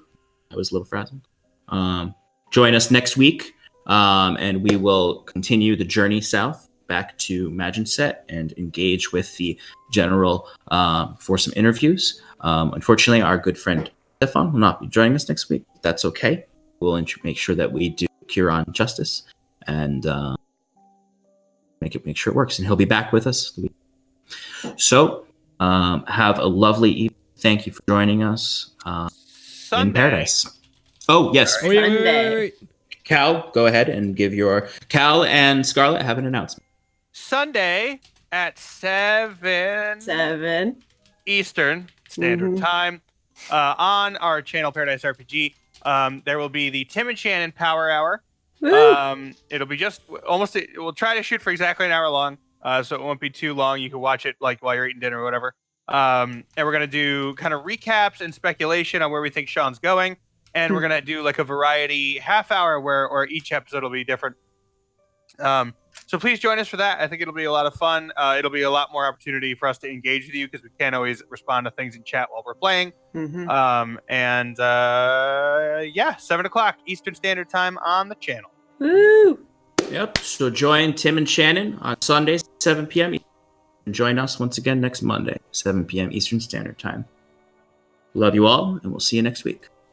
Bye. Bye. Twilight Good holds night, you. everybody. Ilivana bless you.